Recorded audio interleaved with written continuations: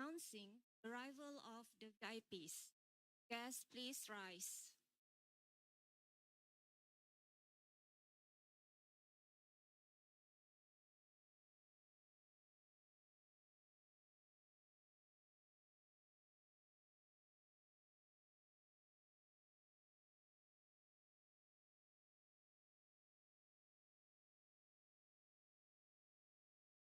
distinguished guests, ladies and gentlemen, please be seated.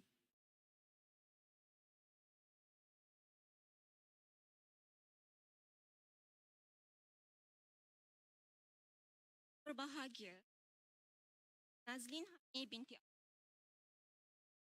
Dean of Engineering, Dr. Intan Foundation Development, Dr. Roshani binti Oth, Department of Science and Bio, Hazmin binti Department of Engineering, Dr. Wan Zarina binti Wan Muhammad, Director, distinguished guests, Assalamualaikum warahmatullahi wabarakatuh. Very good morning. On behalf of the committee members, we are delighted to welcome you to our Faculty of Engineering and Life Science, the Graduate Symposium.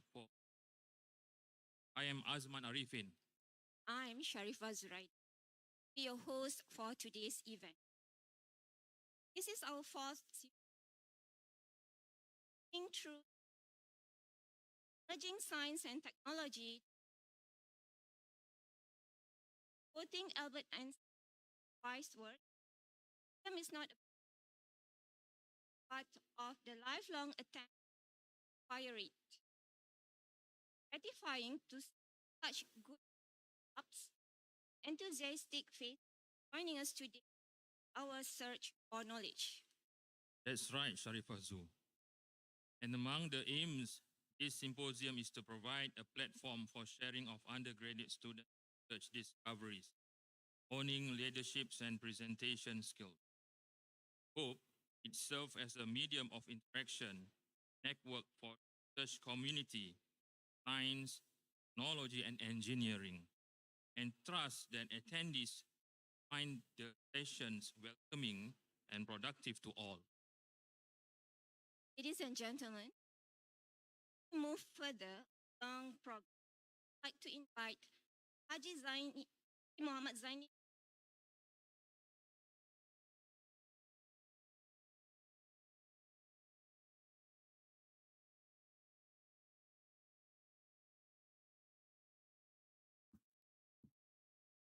Assalamualaikum warahmatullahi.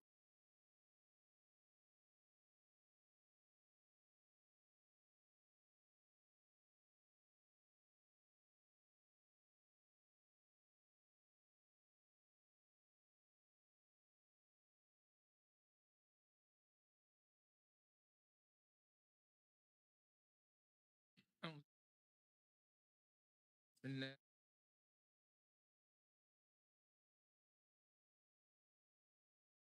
Muhammadin ya karim. Pagi yang mulia ini kami mohon kepadamu kerana telah mengizinkan kami untuk dalam program FELS-US 4.0 Symposium bagi meraihkan tahun akhir fakulti. Semoga program ini diberi keberkatan limpah rahmat dan rahim. Juga segala usaha dalam mendidik pelajar kami mendapat redha dan hidayahmu. Jadikanlah program ini sebagai pecut kepada kami dan pelajar kami dalam mengoptimalkan pendidikan, penerbitan serta menaikkan nama fakulti. Ya Allah, Ya Aziz, Ya Wadud, justru kurniakanlah kepada kami hati yang ikhlas dalam menyempurnakan tanggungjawab dengan sebaiknya. Ganjarkanlah segala usaha kerja kami sebagai ibadah, harapkan rahmat dan keredaanmu. Sungguhnya perhimpunan pada pagi ini bagi menzahirkan usaha hamba-Mu ini dapat segala kebaikan daripadamu, Ya Allah. Kami hamba-hamba bersyukur dengan segala nikmat yang melimpah ruah kepada kami. Allahumma ya arham. Terusnya, anugerahkanlah kami dengan kesihatan anggota, kecergasan minda, ketenangan jiwa, kekuatan semangat. Semoga dengannya kami mampu mendepani cabaran berdaya saing dan mampu mengangkat agama kami di keluarga, masyarakat dan negara. Serta permudahkanlah segala urusan kami dalam menghadapi segala cabaran dunia ini. Amin ya rabbal alamin. Allahumma ja'al tafarraqan ba'dihi wa la taj'al lana wala ma'ana wala man yatba'un اللهم اغفر لنا ذنوبنا ولإخواننا لا تجعلنا غلا للذين آمنوا ربنا آتنا صلى الله على سيدنا محمد وعلى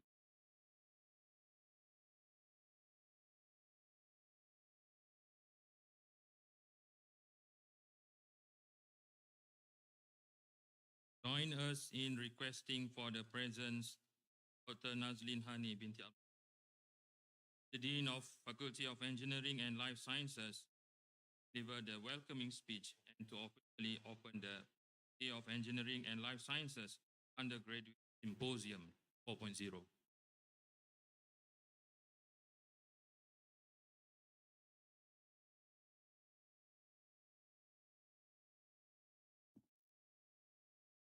Bismillah. Thank you, Haji Azman and Fazrain. Our distinguished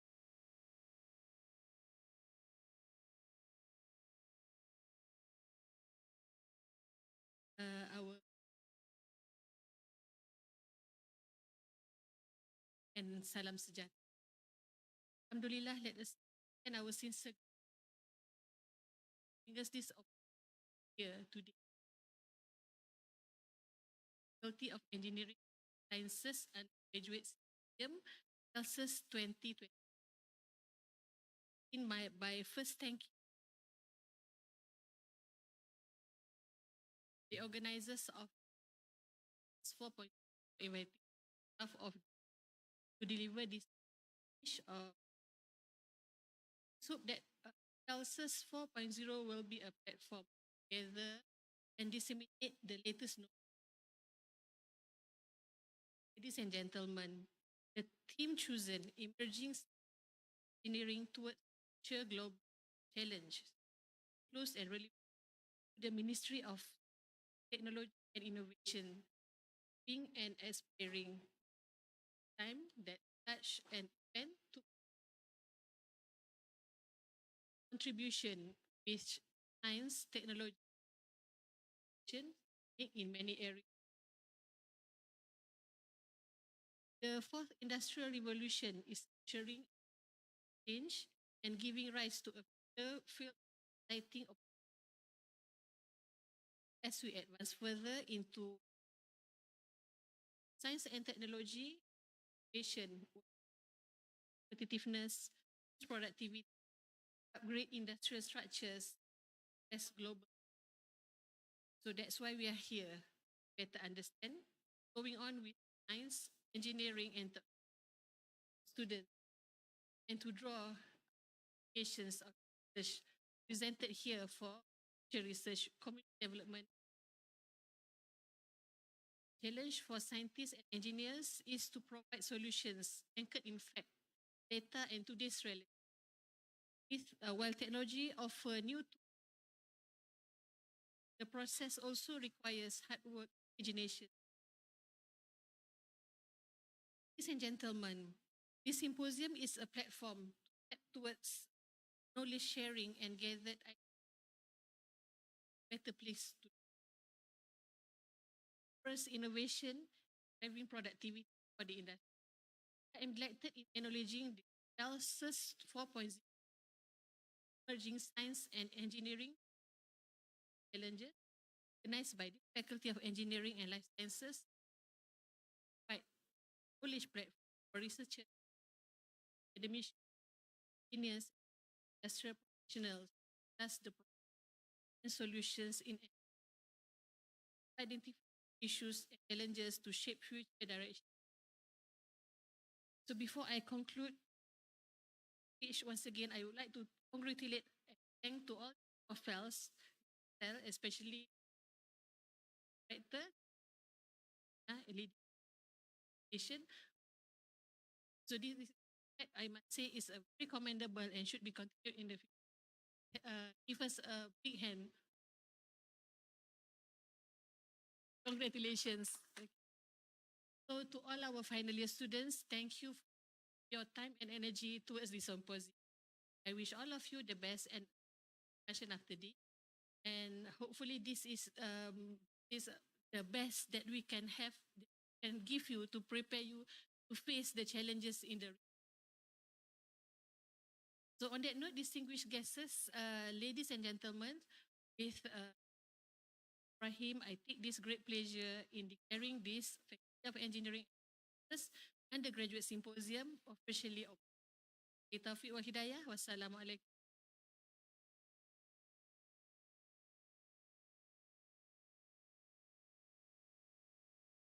Thank you, Dr. Nazlin, for the speech. The session. Ladies and gentlemen, we give you FELS Symposium montage video.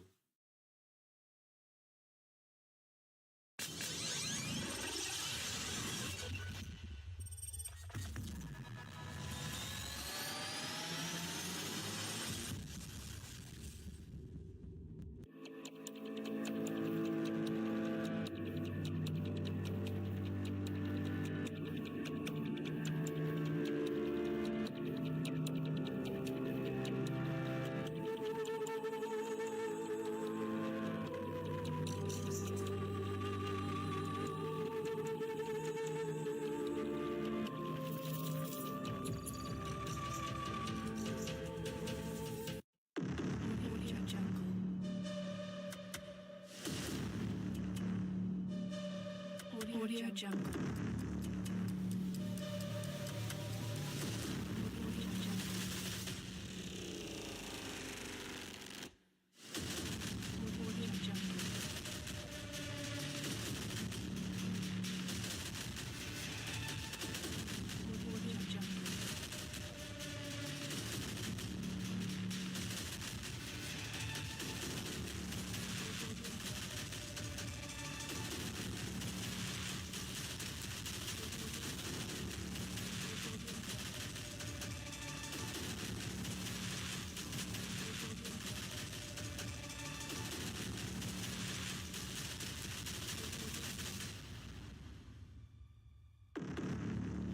Jungle.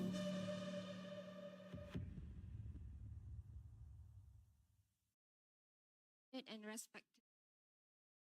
Before we proceed, I'd like to present us today's symposium.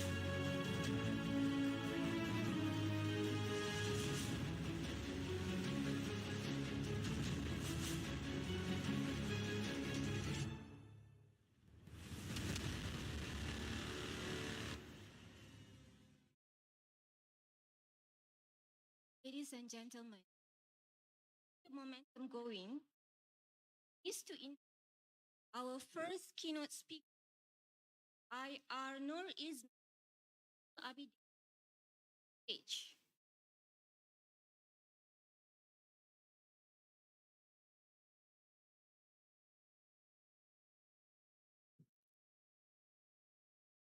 Allow me to introduce our speaker. IR Nur is with the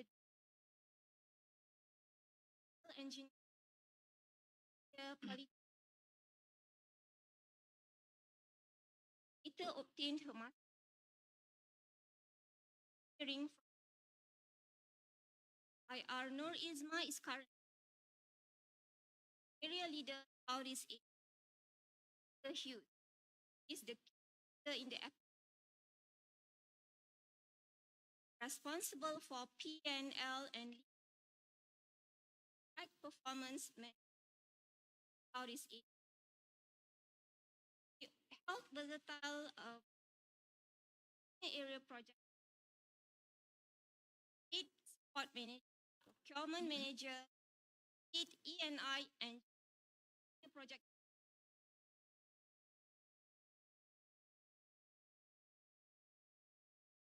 Above that, more than 20 years of work experience onshore and offshore, greenfield and upstream oil and gas.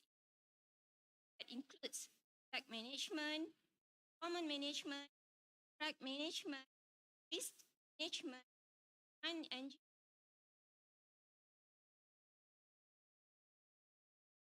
And he was certified as a professional engineer, practicing IBE and project management. He was awarded with a lot of recognition and awards such as Bravo Award from a senior leader, Spotlight Award, senior leader, class final committee for PFL and Spotlight Award from a senior leader.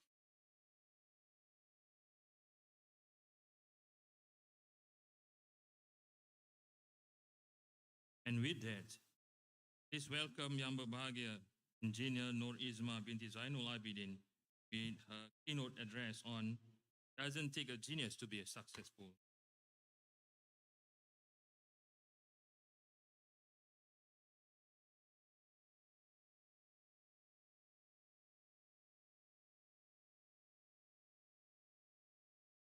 Humble, but right?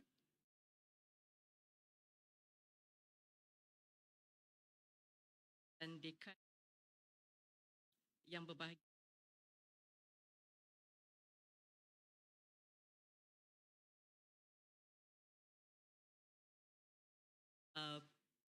Pelajar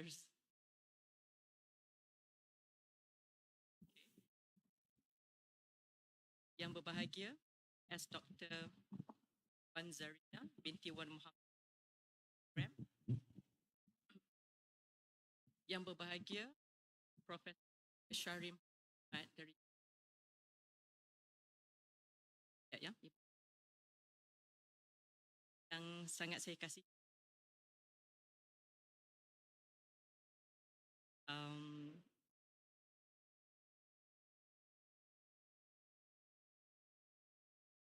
Here. My name is Nur Isma. First of all, I would like to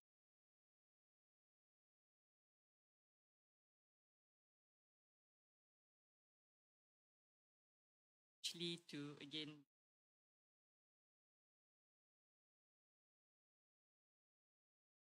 special next keynote.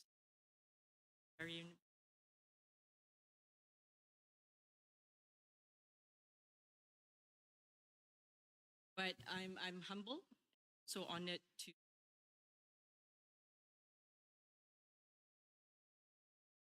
share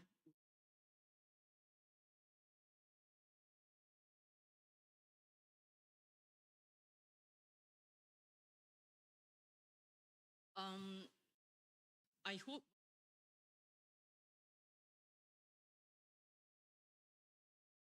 I was made to understand that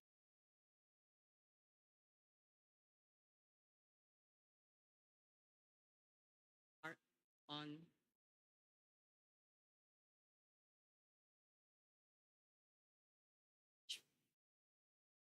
before we talk about my like to call to the all started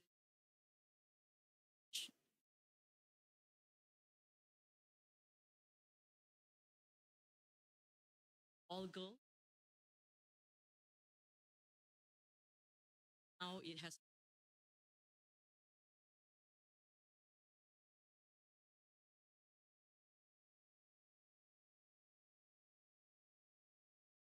my attitude, my approach to life, my value shaped at this session by friends, everyone there for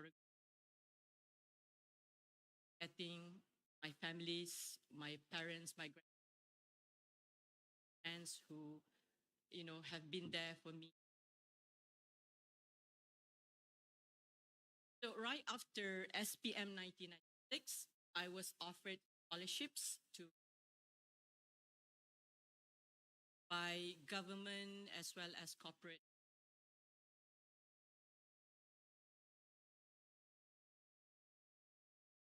Obviously, I chose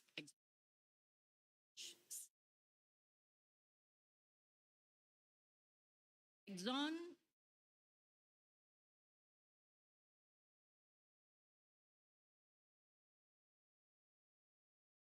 I managed to get a with one of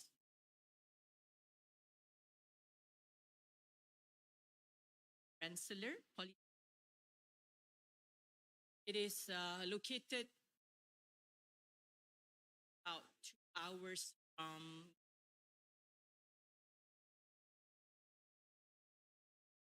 Amos, September 11.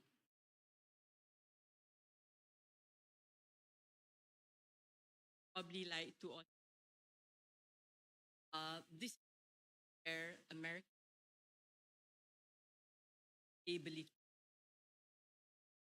aeroplanes flying to both built down along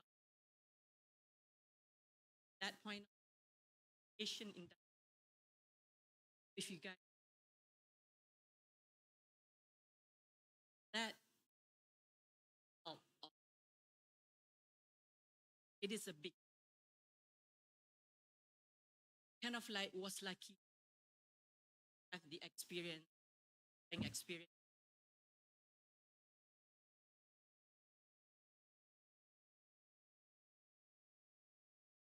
and all that. So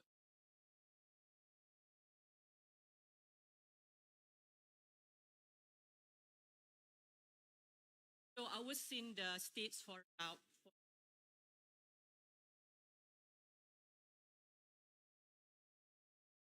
my bachelor degree in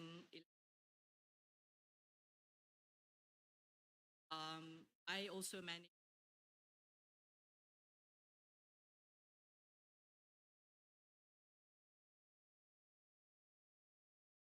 that with a okay. Now we life. When I came back from US, I didn't have a chance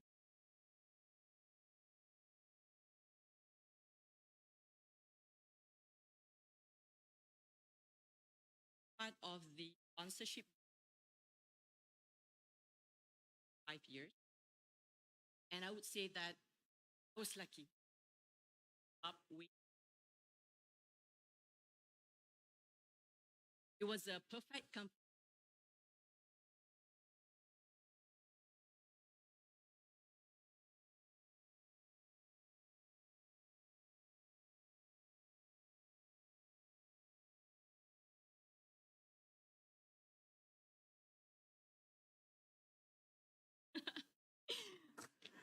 So, continue what I said. I had to work for ExxonMobil for 5 years. And to me, it was a perfect company to begin my career in oil and gas industry. ExxonMobil, I believe you know ExxonMobil, right? They are like one of the top company in the world. It was one time they are #1 in the Fortune 500 company. So they are like oil and gas company who does exploration and production of oil and gas, and also some downstream business as well. So they provided me with the good training and good skill that made me so marketable in the industry right now. My job in Exxon was very interesting. I took care of, I was the system engineer. Maybe can we show the slide on my profile? Do you have the slide on my profile? There is like one page that I share as a slide on my profile. But it's okay. Let's continue while the page being displayed. I mean, I have my profile summarized in one page, so it's easy to follow as I talk about my career. Anyway, my job with Exxon was as the oh, okay, saya kena buat sendiri ya. Okay, you can help me. Was as a system engineer, and as system engineer, my responsibility is to take care of the control and safety system that runs the platform, the oil platform and onshore plant. It's okay. The platform was in the middle of South China Sea. It's about 300, 400 kilometers from the shore. So I had to take chopper, I had to take helicopter ride to go to the platform. And at the platform, they would do the drilling activity first, and then they would extract the hydrocarbon from the seabed. So what I took care is the equipment, what we call the control system, that makes sure that the hydrocarbon could be extracted safely and systematically, automatically from the seabed. So that's my job. After ExxonMobil, I was offered a better job with Murphy Oil. Murphy Oil is another oil and gas company, exploration and production, pretty much like ExxonMobil, but on a smaller scale. It's a US-based company, but they had office in KL.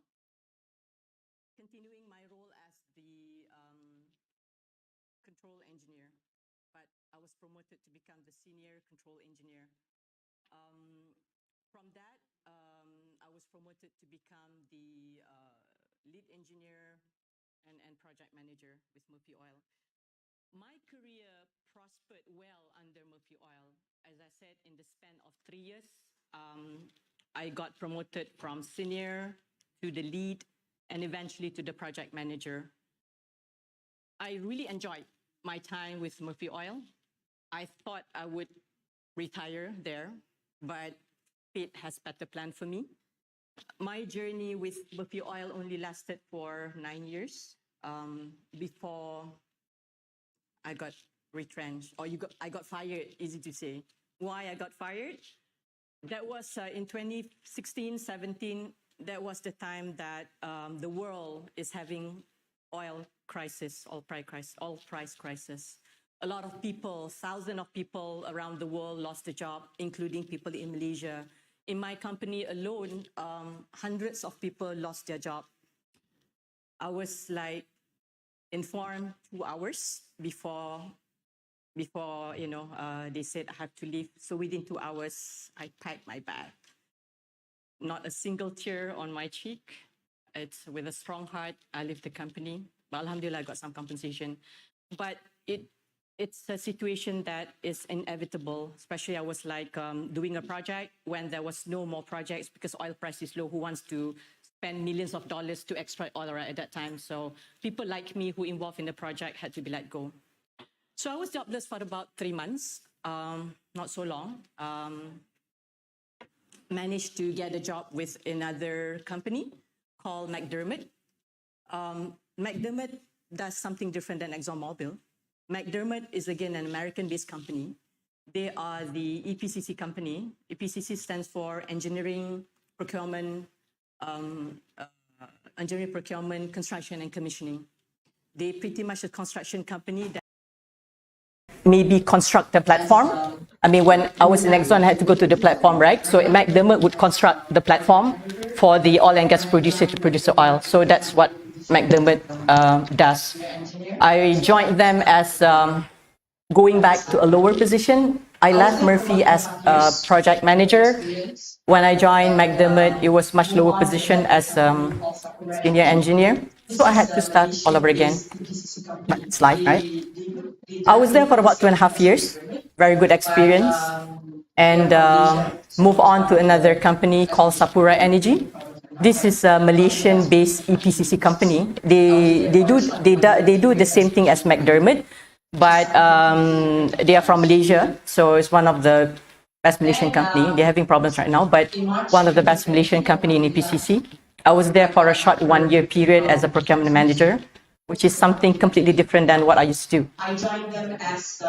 Then in March 2020, Alhamdulillah, I got an offer from Baker Hughes.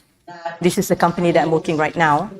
I joined them as installation manager. And what I did was like to manage a project that assembles turbo machinery at customer site.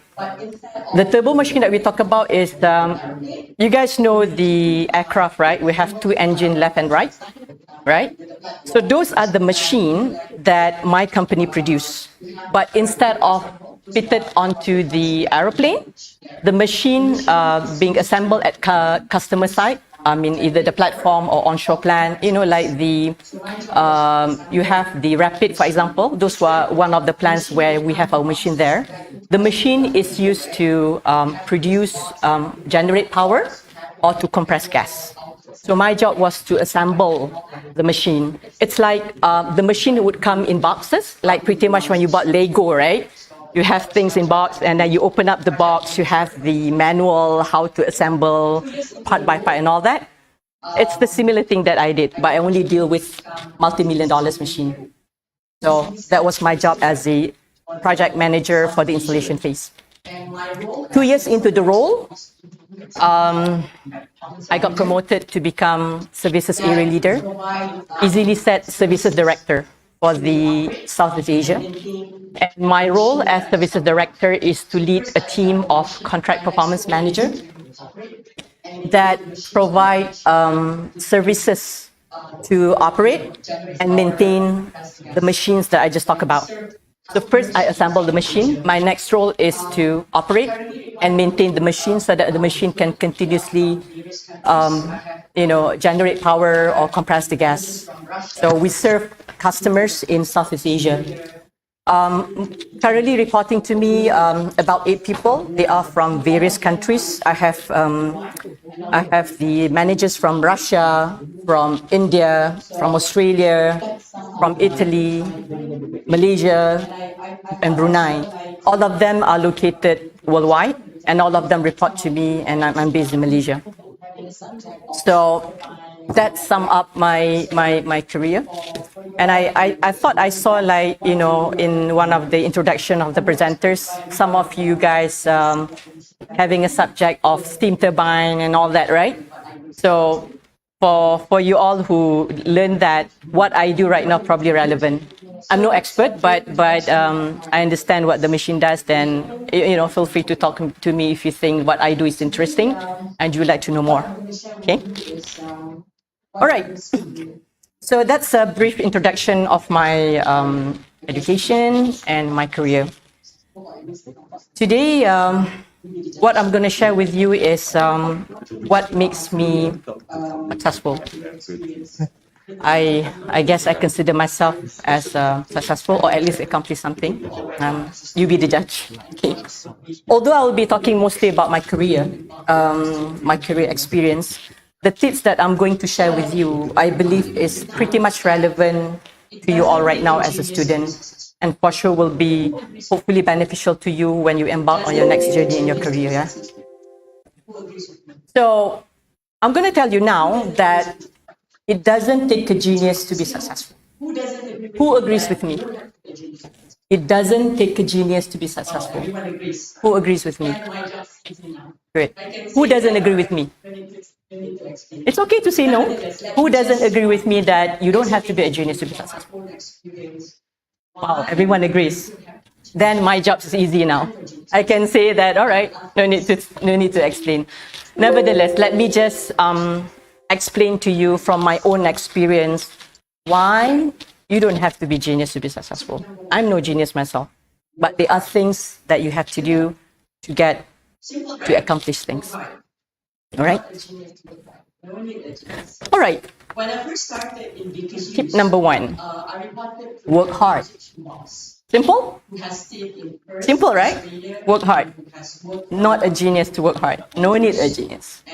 When I first started in Baker Hughes, I reported to an Egyptian boss who has stayed in Perth, Australia, and who has worked for the company for more than 15 years and has worked around the globe with Baker Hughes. So he's one of the most successful and charismatic leader that I have worked with. I have full of respect for him. During my performance review, I asked him, what does it take to be successful in this company? Without hesitation, he answered me, work hard. Then he went on to add other qualities such as having a talent, networking, that could increase your chances of being successful. Indeed, what my boss said is true. In anything that we do, right, working hard is the essence of success. Let me give you an example. Who knows Lionel Messi, Cristiano Ronaldo? Good. Okay. I thought I'm like out of generation, so okay. Who are they? Who are they? Lionel Messi, Cristiano Ronaldo? Yes. They are the 2 most successful footballers in the modern era, right? Between them, they won a lot of Ballon d'Or, the prestigious award for the footballers, right? What about them? Messi is known as the football genius. It is said that the ball sort of stick to his feet. So he's very talented. On the other hand, Ronaldo, maybe not as talented as Messi, but due to his hard work, he could challenge Messi at some points, right? Both of them will not become successful had it not been for the hard work that they have to put. Messi will not be Messi if only relies on his talent, sit on the couch, the time comes for the match, get out of the bench and play. He has to work hard, right? Talent without hard working, not going to work. A genius who just sit down, not trying to do something, it will die with him. The brain will die without you working hard to harness that talent, right? So both Messi and Ronaldo, one thing in common they share is both work hard. Yeah, although Messi might have slight advantage having a natural talent with him. Okay? I myself had been working hard in my career, well, ever since school, primary school, high school, university, and now at work. Working hard has always been part of my life. The first few years of my career with ExxonMobil, as I said, my job was to take care of the control system in the offshore platform and onshore plant. So I had to travel a lot to the middle of the sea to learn the equipment, to take care of the equipment, to troubleshoot problems. I remember traveling at that time, I just had a baby. She's like 4 months old, so I had to leave her for a few days. It was very challenging and difficult because communication was also a challenge at that time. I only had about 10 minutes to call my family on daily basis, and the rest are spending days there with mostly the guys. Okay, they were hardly ladies there until now. It's mostly men still. I also had to spend a lot of time at the onshore site, which is in Kerteh.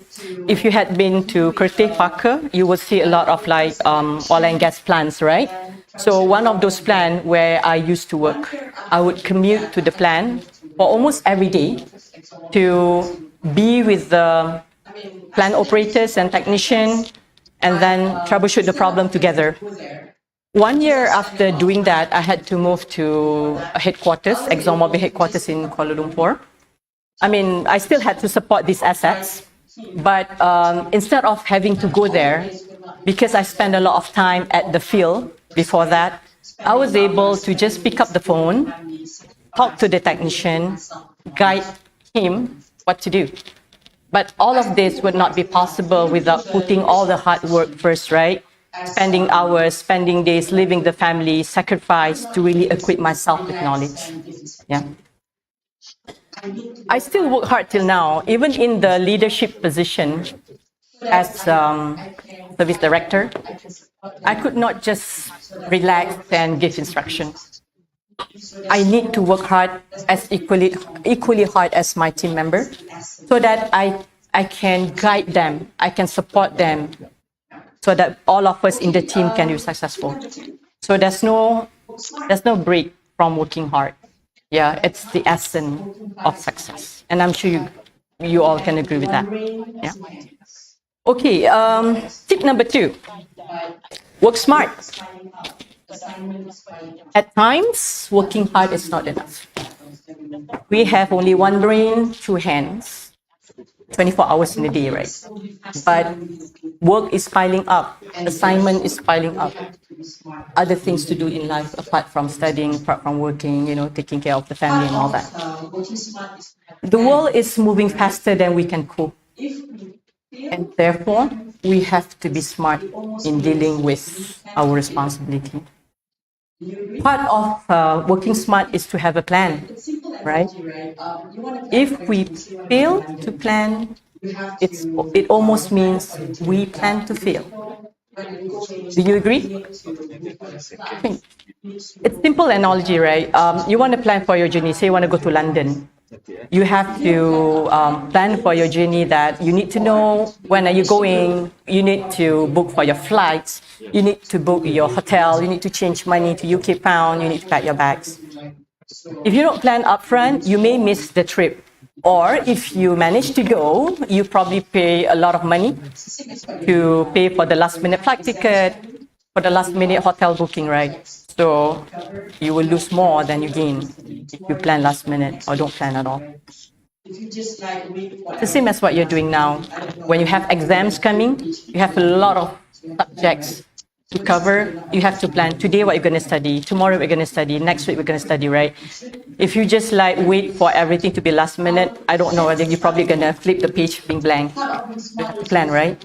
So this is again not rocket science, something that you probably been doing already. You should be doing, right? Planning is the starting point.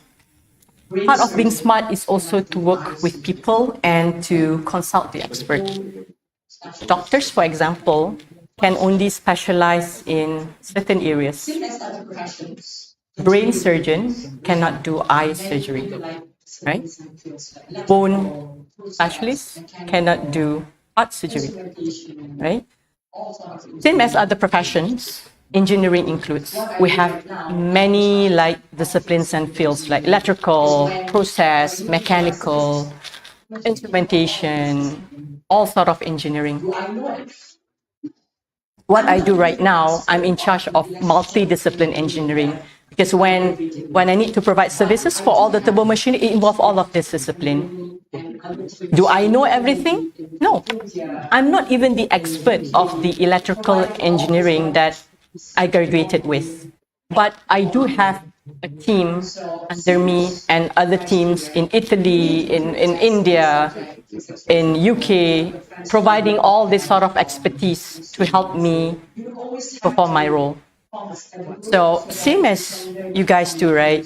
You may be good at certain subject, physics, for example, but your friend's probably good at chemistry. You would always have to form a study group so that you can learn from your colleagues, right?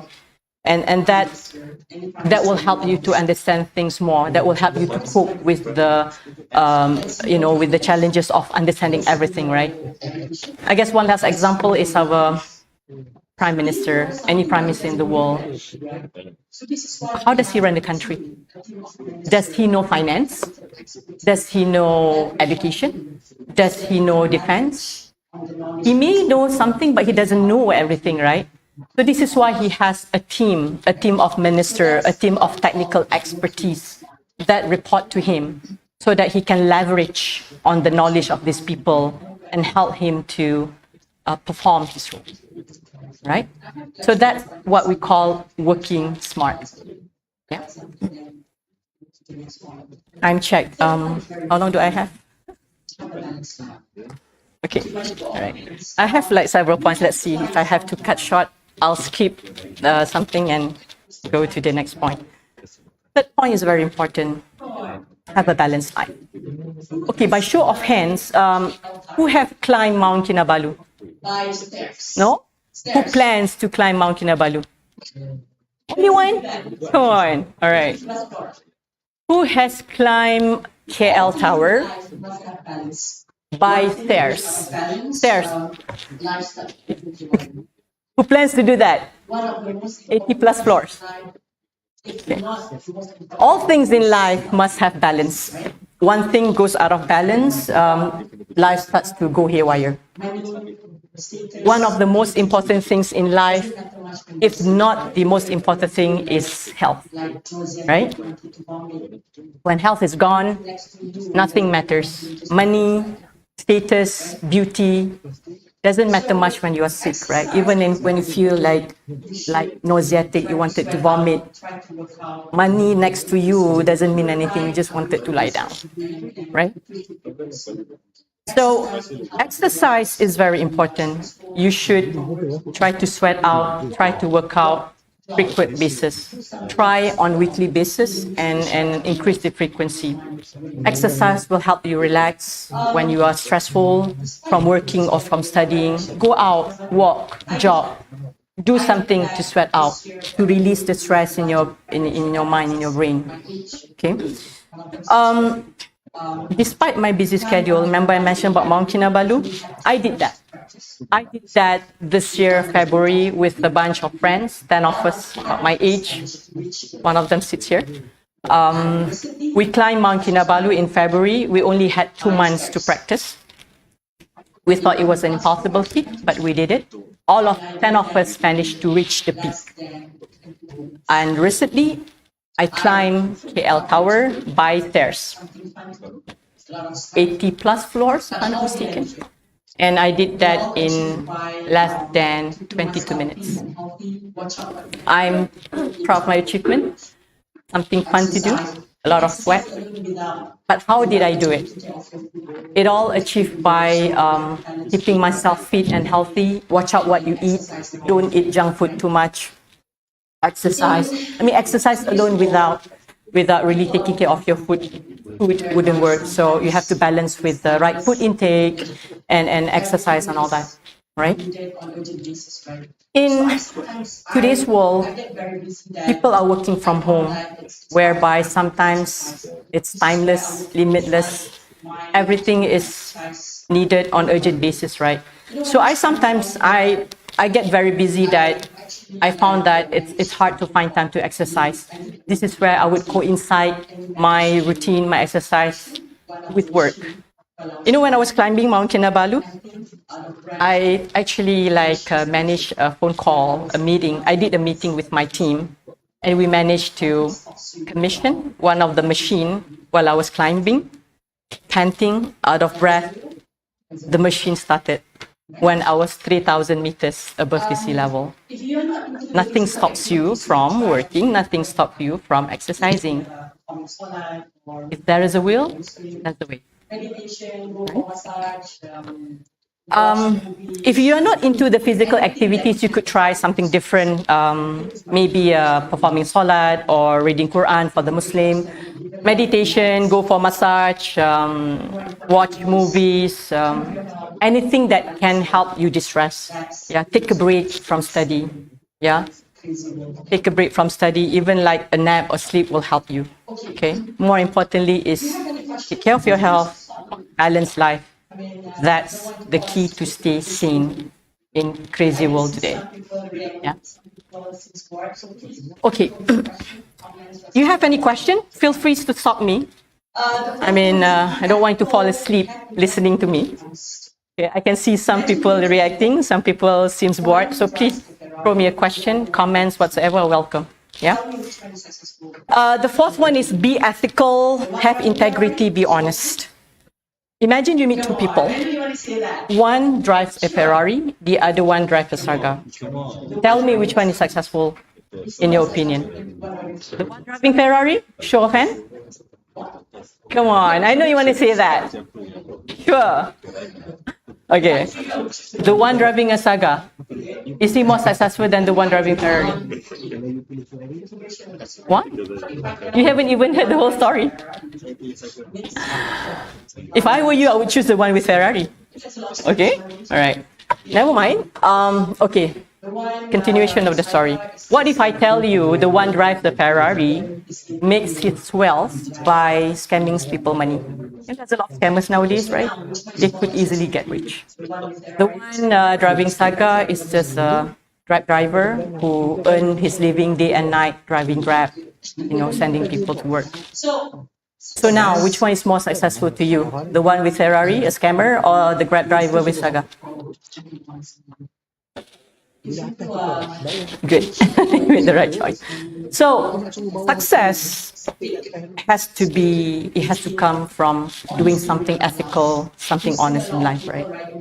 If you are rich but you scam people's money, your success is not a real success. It's a fake. It's fake. It is tainted. Honestly, it will not last. We've seen a lot of people, right, in the news nowadays, super rich, the next day, like, involved in bribes. Maybe he would have 10 to 15 years of enjoyment life, but I can tell you it's not really enjoyable when you make a living by making other people miserable. But eventually end up in prison and all that, yeah? It will not last, all right? For me, I work a lot of extra hours. I work extra hours during regular weekdays as well as weekends. And I do that without being paid. When you are professional, I mean, it's also a clause in your contract when you say sign up, you work with Proton or work with any company. As an executive, engineer considered as executive. You are required to work even extra hours when there is a need without being paid. But some people are reluctant to do that because you say, I'm only paid for 8 hours, 8 hours. For me, I'm willing and happy to do that because I know, like, in the 8 hours per day that I should do, sometimes I probably did not spend some hour really working because not so busy, right? But at the end of the day, we need to earn. We need to earn whatever salary being given to us. So this is why I don't mind making up for the hours that I may not spend fully on job to work for my job when I need to, right? When we all can have this attitude of making sure what we earn is an earnest living, I'm sure like immoral behavior such as taking shortcuts or taking bribes will not happen, right? And it goes to the basic honesty, even to the hours that you spend when you're paid for it. Yeah. Part of being ethical is also to give credit where it's due. Compliment the person who did a good job, although it may mean it takes away the limelight from you. I'll give you an example. Recently, I presented a paper, a business case to my boss with my team. I started the presentation, but then a few pages into the presentation, I passed that to my team who reports to me because he was the one who spent the night before not sleeping, preparing that presentation. Although I could present, I mean, it's pretty much I'm accountable for it. I could present well because I understood the subject. I let him do it because he was the one who prepared the paper. He should get the credit. At the end of the presentation, I mentioned again to my boss that he's the one who prepared the paper and all credit goes to him. My boss agreed. My boss gave him the credit, but I also get the credit for guiding him to be able to produce such a good paper. So don't worry about complimenting other people. the credit goes back to you when you're honest. Yeah. All right, moving on to number 5. If I have still time, I have three more points to cover, inshallah. Be kind, be humble, be patient. In life, we meet with a lot of people, right? Some of them are easy to deal with. Some are very challenging. Among your friends too, there are some like pleasant. There are some like annoying, right? At work, you will have to deal with a lot of people. Be it your boss, your colleagues, your customers, your contractors. But unlike friends, where you could choose to avoid those who annoys you, at work, you don't have a choice. You have to deal with them. It's part of your job. So how do we maintain our cool? How do we maintain our cool when we deal with not so pleasant people? Should we scold them when they scold us? Should we? Yeah? No, right? I have been in many of this kind of situation throughout my 20 years of career. When I was younger, yeah, the blood is boiling a little bit. So sometimes I retaliate, people talk nasty, I talk nasty. But as I get wiser, or the other word, as I get older, I tend to cool down, mellow down. Don't fight fire with fires, right? It may seem that you are losing the battle of ego, but you actually win the war. People will see your kindness. They will appreciate your kindness. They will eventually be kind to you. He or she may be boiling, but if you don't retaliate, you you do not retaliate, you reply with kindness and humility, with dignity, they will listen to you. And I've experienced this for the past 5 to 7 years of my careers. I see that happening. Yeah. Let me share with you, it brings me to something that I wouldn't forget in my career. In one of the companies that I work with, I had a boss who had a very strong character. I can tell he doesn't like me much because I probably did not perform to his expectation. I admit that during that time, I was at the low light of my life. I mean, there is something going on personally, so I didn't perform well. So when he wanted to talk to me, he would speak to the colleague next to me. So this is him. This is my colleague, and this is me.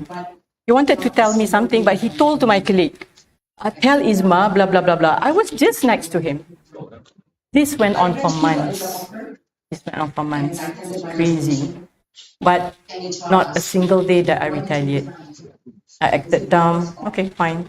This is how you want to treat me, fine. I eventually got a job offer, and I handed my resignation. And HR asked me, why did you resign? Is it because of your boss? Because HR apparently got complaints from other people about how he behaves as well. But I didn't blame him. I told HR it's not because of him. I got a better offer. It's never because of him. I chose not to, blame him. I chose to be kind to him because I believe my kindness will change him one day. And I went on to prosper with my career. I think he fell sick after that, stroke or something. Pity him. But if you have a lot of anger in you, something ought to be haywire inside. So be careful about that. Yeah. But I wish him well. I wish him well. There are various ways to learn people's character. I like to keep it simple. For me, as a Muslim, my best example would be our beloved Prophet Muhammad, who has been kind to all human beings in any situation that he was put in. Even when he was oppressed, when he got injured, he never retaliated. We have a lot of other examples, but look at all these people who has been kind to people. Life will be kind to them. So be kind to everyone, especially your families, your parents, your sibling, uncle and aunties, your friends, even to the cleaners who clean the building, and even to the less fortunate people who came to you to beg for money. Be kind. Be kind to people, life will be kind to you. Okay? Okay, we're going to the second last point. Kind of my favorite too. Right, let me tell you. Part of being successful is to make mistake. Make some mistake, not all mistakes. Do you know Jack Ma? Anybody knows Jack Ma? Who's Jack Ma? Please, somebody tell me who Jack Ma is. Alibaba. He's the owner, the founder of Alibaba, and he is the richest man in China. He is the symbol of learning the hard way. If you heard to his, interview like 2 years back, he said that he got rejected for more than 30 times in applying jobs. And look at where he is now. So he said that a lot of people mistaken failure for the opposite of success. But in actual fact, failure is inherent part of success. You know Thomas Alva Edison? How many times he had to attempt before he could light the light bulb? How many times? 1,000. Did he see that 1,000 times as failing? No. How did he perceive that situation? He saw 1,000 ways of things will not work. Same like Jack Ma. He saw whenever he did not manage to accomplish things, this is something he knows wouldn't work. Like when we drive a car, we got lost. Until we got lost, we never know that road doesn't lead you to the place that you want, right? So that's how we should perceive life. I changed my jobs many times. I think you can see there, 1, 2, 3, 4, 5. I changed 5 companies, and within the company, some I changed role 2, 3 times. Every time I changed my job or changed the role, I had to start from the beginning.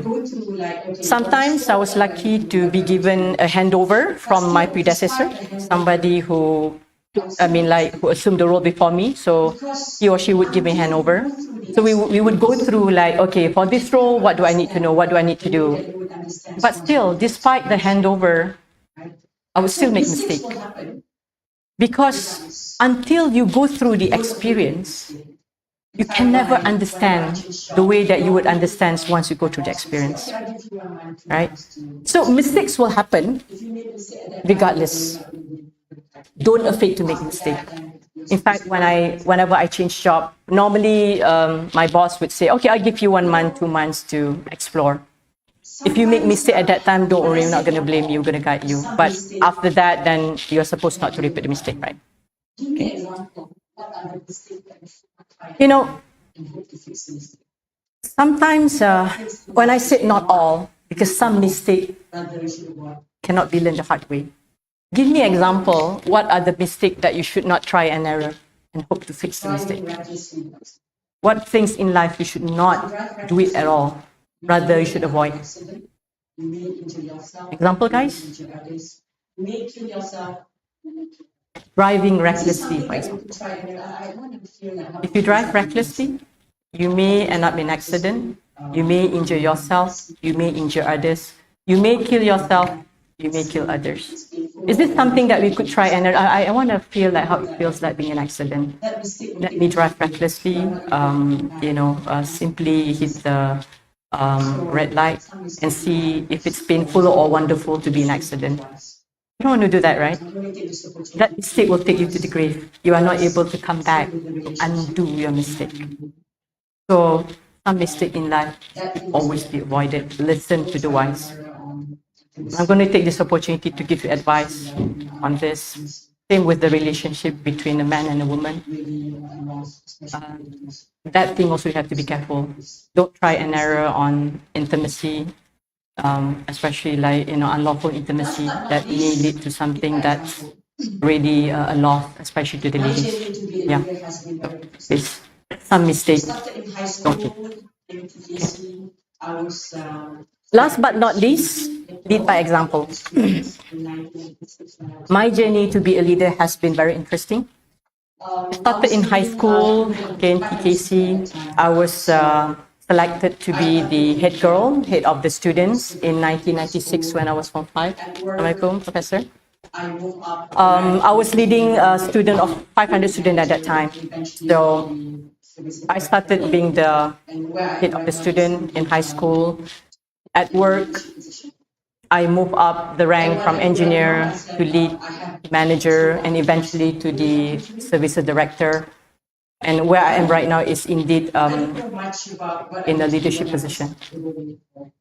And what I do right now, I said, I have a team of international people reporting to me. I don't know much about what I need to do when I first started the role in April. It's something new, but still my boss trusted me to deliver the job. So I had to humble myself, asking from my team, how do you do this? How do you do this? Whereas by right, I should be in the position to guide them what to do, how to do. But I admit I don't know. When I don't know, I have to ask, right?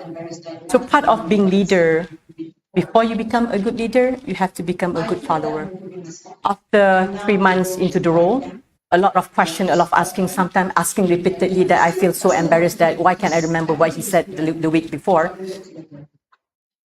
I feel that I'm improving myself. I'm now able to guide them, yeah, to support them. And still I have to learn because everything is new every day, but we work together. So for you to lead, you have to be a good follower. For you to be listened to, you have to first listen. To be successful, you have to work hard. With that last point, I would like to conclude my speech. Let me just recap the tips that I shared with you. To be successful, you have to work hard.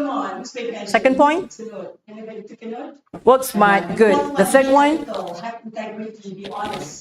have balanced life. The fourth one,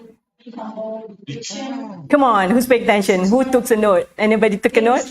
No. The fourth one, be ethical, have integrity, be honest. The fifth one, be kind, be humble, be patient. The sixth one, make mistake, Jack Ma. Okay, remember that. The last one, lead by example.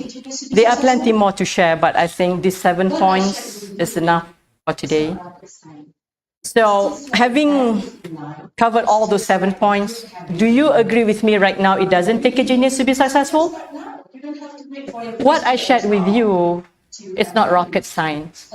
It's just like values in life. It's just like good habit in life. And the beauty of it is you can start now. You don't have to wait for your first day at job to have values to start a good habit, right? Start now so that success come earlier than expected. Last but not least, I pray that success will be with all the students, all the lecturers, and the university up to the international level. Ameen. I end with wabillahi taufiq wal hidayah. Wassalamu alaikum warahmatullahi wabarakatuh. Open the Q&A session after the second keynote speaker. Thank you, IR, for the interesting and inspiring session. We will open the Q&A session after the second keynote speaker. Thank you. And before we continue, allow me to introduce our next speaker, Professor Dr. Sarim Adi Ahmad. Professor Dr. Sarim Adi Ahmad obtained his bachelor from University Malaya and graduated his PhD from Loughborough University of Technology in Materials Engineering, United Kingdom. Was head of industrial trainings at the Faculty Physical Light Sciences, University Kebangsaan Malaysia. For become a deputy dean from 2009 to 2010 and dean from 2010 to 2017 for the Faculty of Science and Technology. Within nearly 7 years of leading the department, managed to enhance the productivity of staff members in research and teaching. Under his leadership, The faculty had seen an increase in international and private research grants, totaling more than RM 6 million. He has supervised and co-supervised 53 PhD candidates, 54 MSc researchers, 30 MS projects, over 160 bachelor students. To date, he has written more than 344 written articles, papers. He has also published over 201 articles, which over 80 are in reputable journals. Professor Dr. Sahrim has received 43 internal and external grants. 8 and 4 researchers such as IRPA, RGS, LRGS, Science Fund, DIP, Techno Fund Malaysia Touring Foundation, Yayasan Felda, Academy Science Malaysia, SAGA, British Council, JSPC and ASIC, totaling more than RM 20 millions. Then as main researcher, has received RM 4 million for research works, related materials, composites, nanocomposites, and in technology. He was also awarded with a lot of recognition and awards such as Raja Sejahtera Negeri Sembilan, Best Service Staff Award, Young Researcher Award, Best Publication Award, First Prize in Chemical Invention, Thermoplastic Rubber, Silver Medal Award in the New Materials category, Plastic Natural Rubber, Exhibition and Gold Medal Award in 17 international 9 and Technology, Gold Medal Award in Invention and Application, Forest Research Institute, Asia, others. And it is an honor now to welcome our next keynote speaker, Yang Berbahagia Professor Dr. Sarim Haji Ahmad, to the stage. Please welcome. With that, join me in welcoming Yang Berbahagia Professor Shahrin bin Ahmad keynote address titled Generating Knowledge in Undergraduate Research.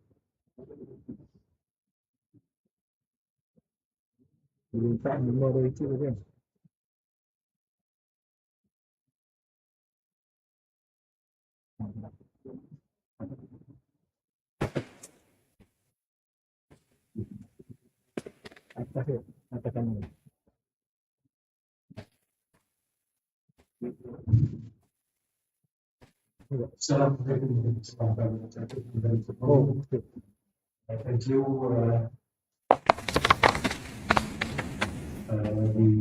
the chairman for. Assalamualaikum warahmatullahi wabarakatuh and very good morning. Thank you,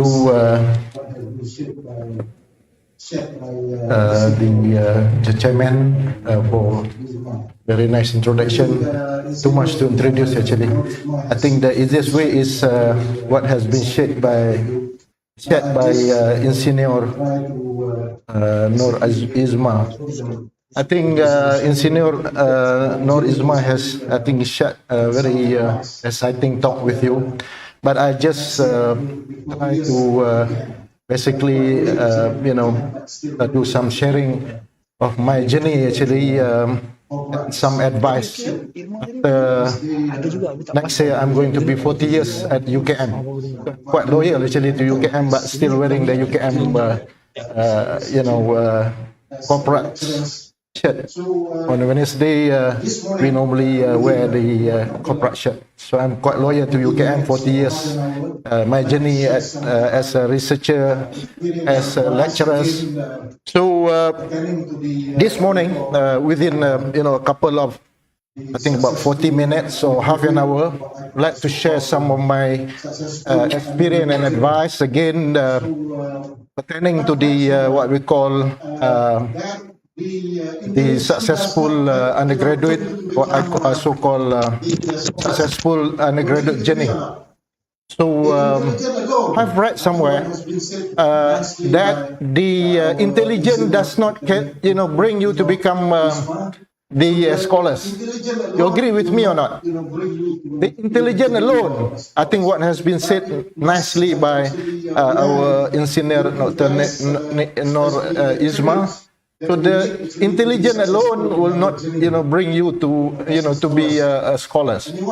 It must actually blend between various, especially the attributes that we need actually to be successful in our journey, as scholars.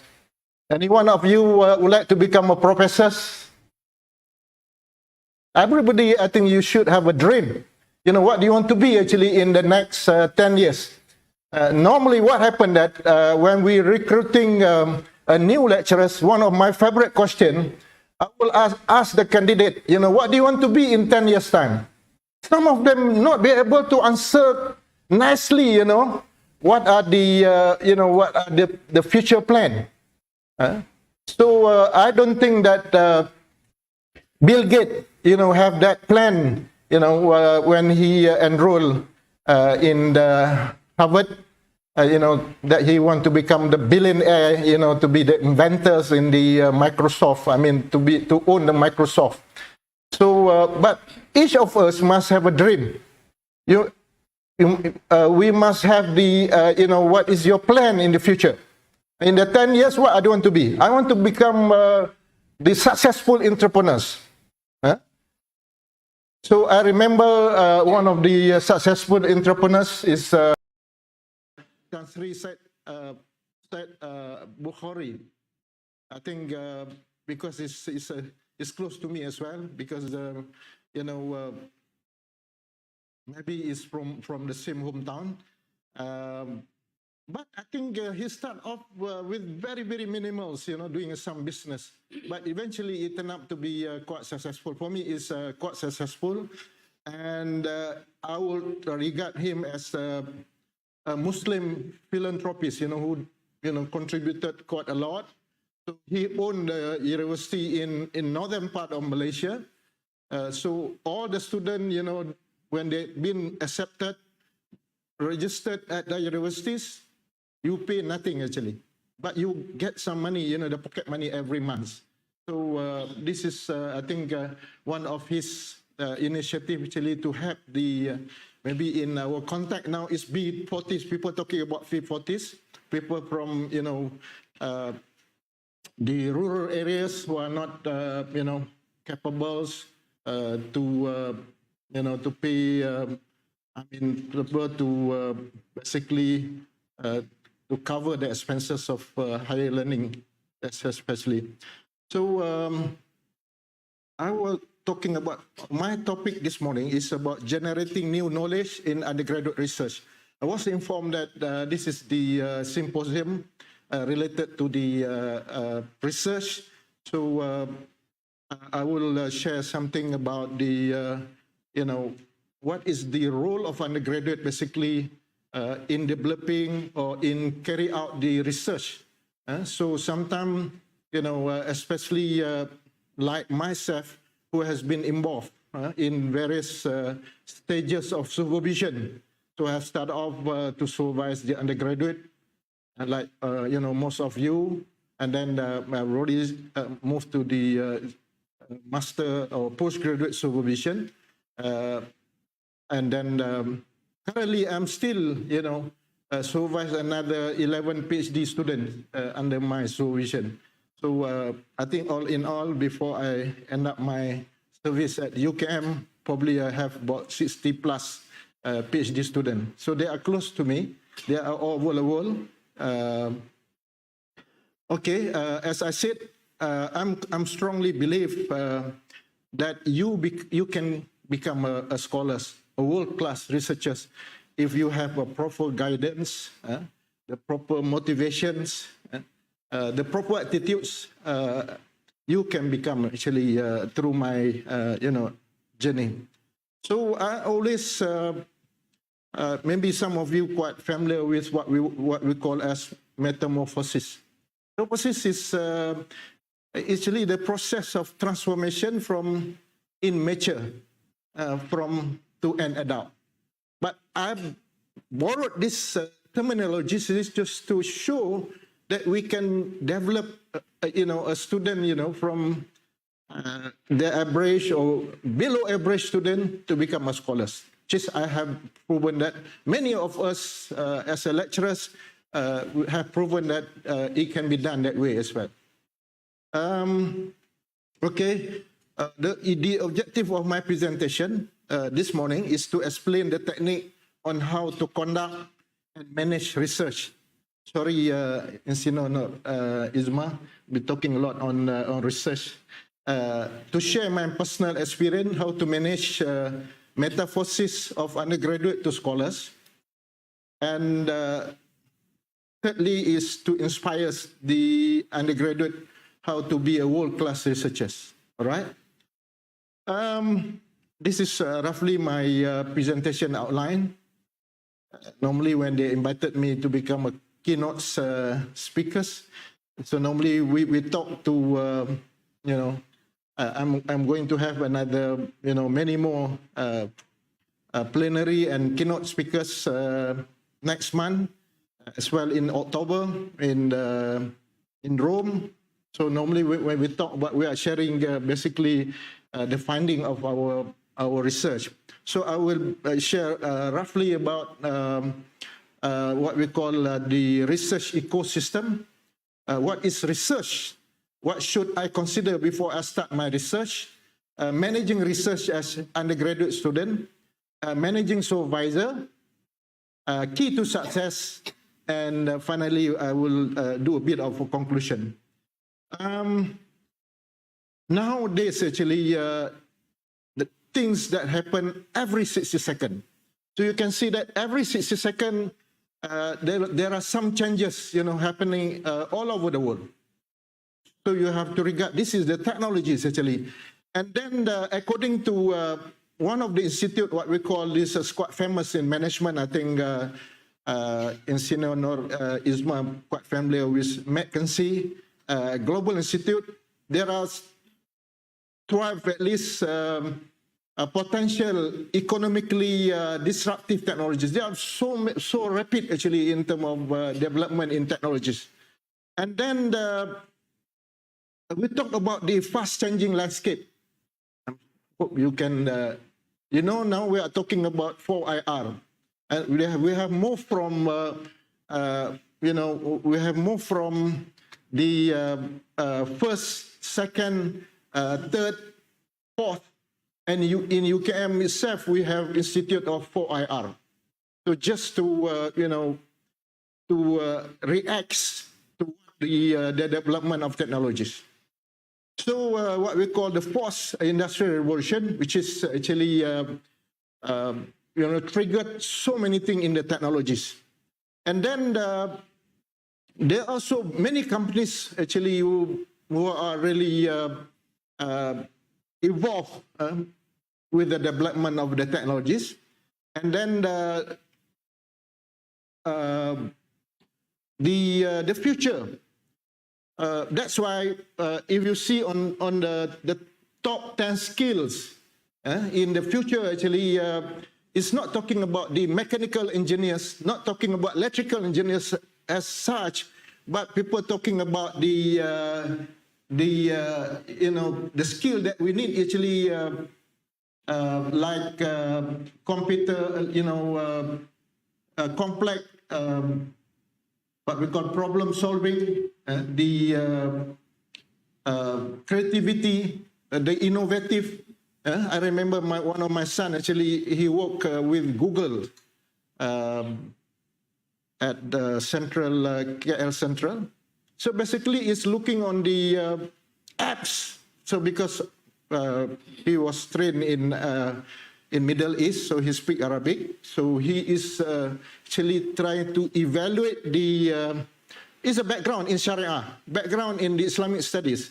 So, but he have to evaluate, the apps that has been submitted every day. How many new apps actually, whether it really suitable or not to the, to the customers. Whether there are some element need to be identified, especially the ethical aspect. Whether this is suitable for children or not, because it has been basically for the Middle East customers. So the Google, of course, they are quite smart. So they try to cater, various, customers all over the world. Japanese, Chinese. Of course, they see that the Middle East have a strong potential. So they employ many Arabic speaking just to evaluate the suitability of the apps, the new app. That's why you can see so many apps now. And then, of course, the data science, people talking about the data science now, and then your capability in IT. At one time, actually, the IT is quite terrible in terms of the employability. But now the IT seems to be like what we call pisang goreng. Anybody who own the bachelor in IT or data science, that similar, the similar competency, so it can be employed quite fast. But if you have mechanical engineering, I remember one of I'm helping him, he graduated in aerospace engineering, has been waited for almost 3 years. No job at the moment. So the problem of graduate employability is quite serious now. And that's why recently you read the newspaper, 72.1% of SPM leavers, they don't want to go to universities. Why? Because they are talking about job at the end of the day, whether you got job or not. All right? So that's why one of the, because I used to be the former minister, Dr. Mazli, I used to be in the team to advise him in certain aspect. Of course, he was minister less than 2 years. So, but we were gearing towards TVET. TVET is actually, in fact, the FMM, the federal manufacturers, Malaysian manufacturers, they are talking about, lack of skill among the graduates, basically pertaining to the TVET. The TVET, talking about the TVET. TVET doesn't mean in engineering alone. So, in various aspects, making a films, the culinary, to be a chef is considered a TVET as well, the skill. Maybe the chef is quite popular. The new, outlet, food outlet has been opened everywhere. When you have the shopping complex, So there are many. So, and then maybe talking about the rise of artificial intelligence and robotic. All right.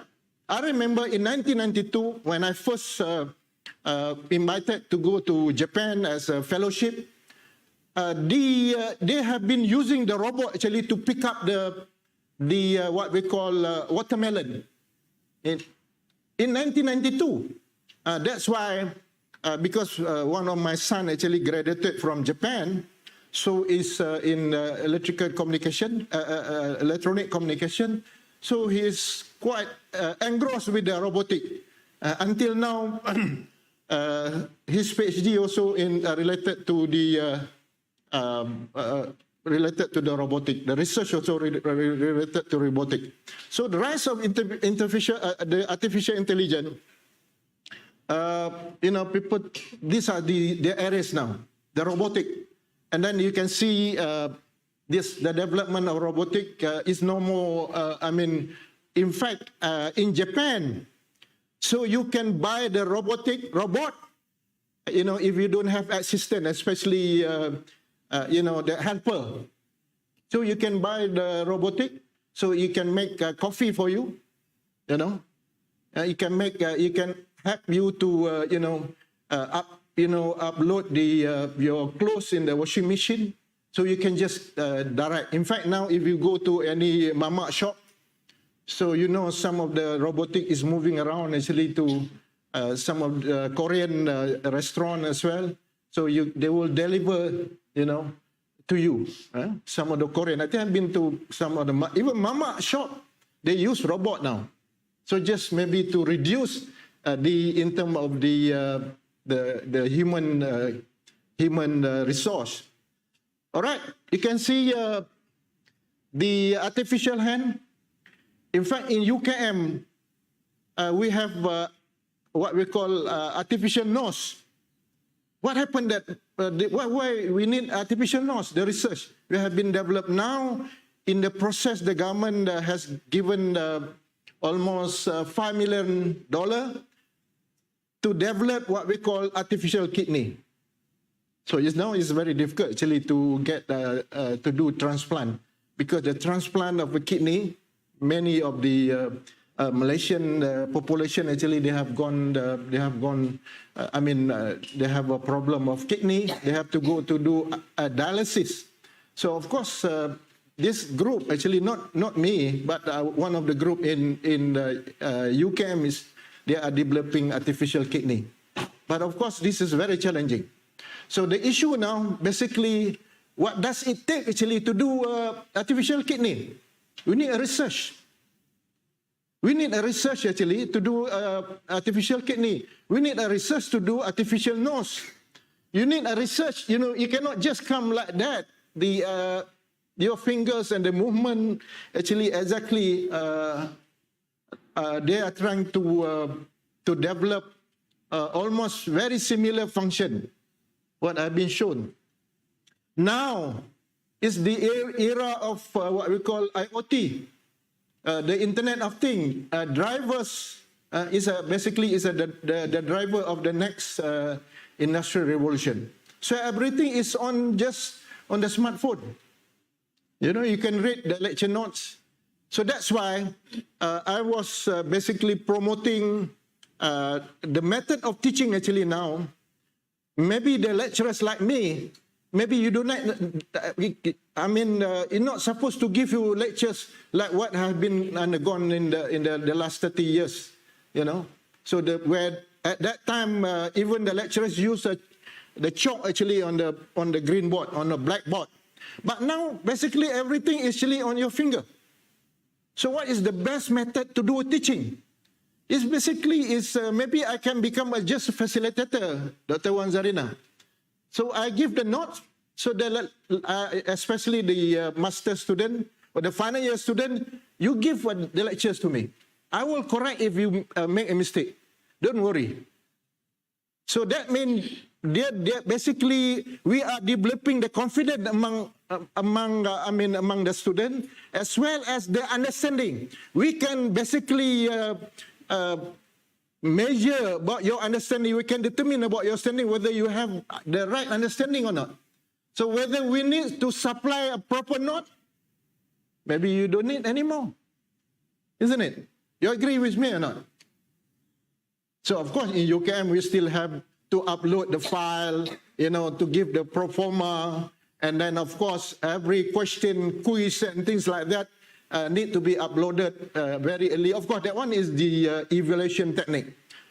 But basically the teaching in the era of 4IR, maybe you don't need to give lectures.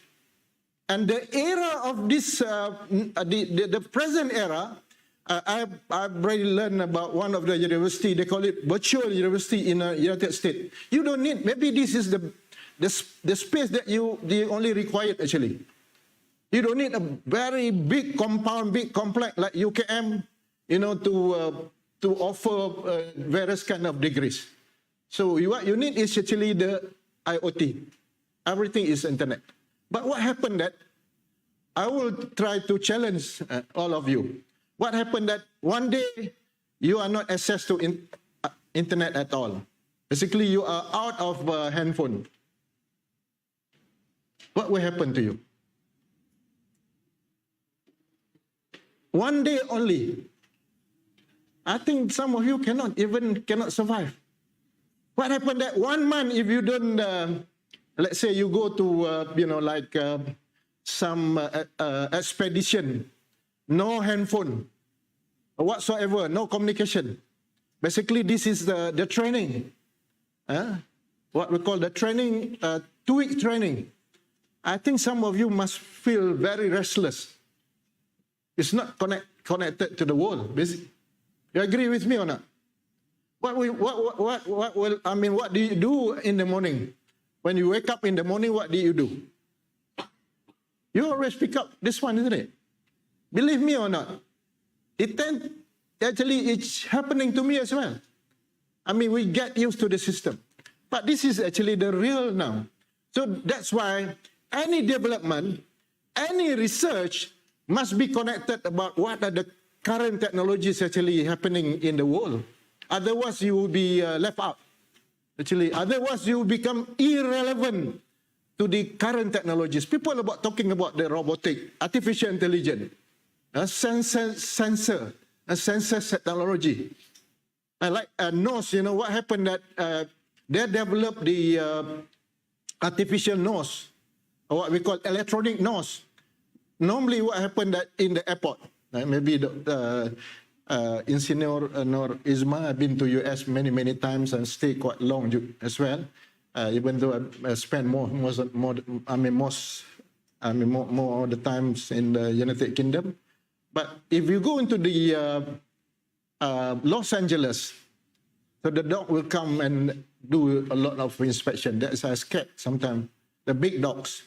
So because you use dog actually to smell whether these are poisonous, they are very explosive material or not, you carry in the bags. So if you use the electronic nose, you don't need to use dog anymore. Because sometimes what happened that if the passenger, they carry explosive material, so basically it will explode. So if you use the electronic, you just damage the electronic nose only. All right? So this is the era of IoT. All right, I come to the point, the introduction. So I have until Dr. Wanzarina, 11:15, 11:20. I can talk more than 1 hour easily actually, because as a lecturer, this is the. But I don't want to, upset the program. So as the introduction, basically when we start about learning, the learning process, so I always say that focus on ABC. So what is the meaning of ABC? Actually alignment, balance and check. And then this is always, when we talk about in research, the scope of 3S, and the student, Normally when we brief to the postgraduate, especially what is GOT, you graduate on time. So you have to finish, like undergraduate, you have to finish within that 2 semesters if you are doing a project. So, and then of course supervision and the system. So sometimes what is the shortcoming in the process of learning is due to the supervision. All right. I remember, during my time, one of the student they have submitted a thesis to the supervisor. Supervisor does not read the thesis for a couple of months actually. So this is the problem of supervision as well. The supervisor itself, and then. When we talk about the learning outcome, basically to achieve win-win-win. And then for the student, the lecturer, and the universities. So win for the student, win for the lecturers, and win for universities. And then when we talk about the alignment, so you have to stay aligned to our goal. So especially when you do the project, so you must focus, must be focused, and then understand our priorities, keep the right balance. And then always check and monitor the progress. Whatever get monitored, actually get done. This is the principles. So if you don't monitor, actually, especially this is the mainly the role of supervisors in research. Of course, I want to talk about what we call the research ecosystem. When we do research, basically, there are 3 important components. The first one is input. The second one is basically the system itself, the process. And the third one is the output. So this is the example that I made, shown here is basically what we always, stress when we begin our research. Basically, the input,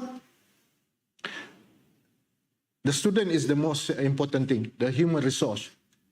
So we need a student, we need a researcher to do research in the process. R&D basically is the process itself. Whether you do the project, experimentally or you do theoretically, this is a process. And then, of course, in the universities, we are talking about output. What is your output? The results that you get from your research. Whether in the universities for postgraduate, so we are really concerned about how do you deliver your output? How do you share your output? One of the important indicator is the publication. I think all of you are quite familiar. Publication, you have to publish your work in the reputable journals. So of course in the universities, I think Dr. Wanzarina, is quite familiar with this. So if you don't publish, basically you must have certain publication before you can be promoted. Whether you are nowadays, it doesn't matter.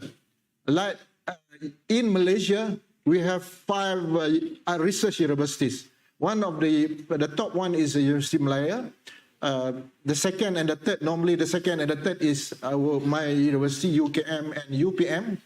The fourth one is UTM or sometimes USM and UTM. So these are 5 universities basically mainly focused on research. So, and then of course the output of research is must be translated in your publication. You must publish. Must be translated in commercialization. How to commercialize? These are nowadays actually, especially Ministry of Science and Technology and Innovation, even the Ministry of Higher Education also stress very hard on research commercialization. We have many. I myself, actually, I have about 4 patents. What is the patent all about? Basically, like a copyright. So you lock your, your what we call your finding, so that nobody else can copy. So you invented something. So you have to lock your invitation. I mean your invention. I remember one of the stories actually. As quite young professors in Cambridge University. So actually he's the quite similar area with me in the polymers, like Dr. Wan Zarina as well. So coincidentally, when he do research, even though he focused to get something else, so but coincidentally he discovered something new actually without planning. And then the companies at that time make tons of money without paying a single penny to him. You know, he's the one that he is the inventor actually. So, but he shared. Sometimes we are very exciting to share our finding, our research finding, but without lock your invention. So finally, he just witnessed people make a lot of money. So what happened to him? Anybody can guess? Anybody can guess? So at last he commit suicide. It's a very sad story actually. 32 years, he's already got professors. In Cambridge University is a very top university in the world. When we talk about Cambridge, MIT, Harvard, Caltech,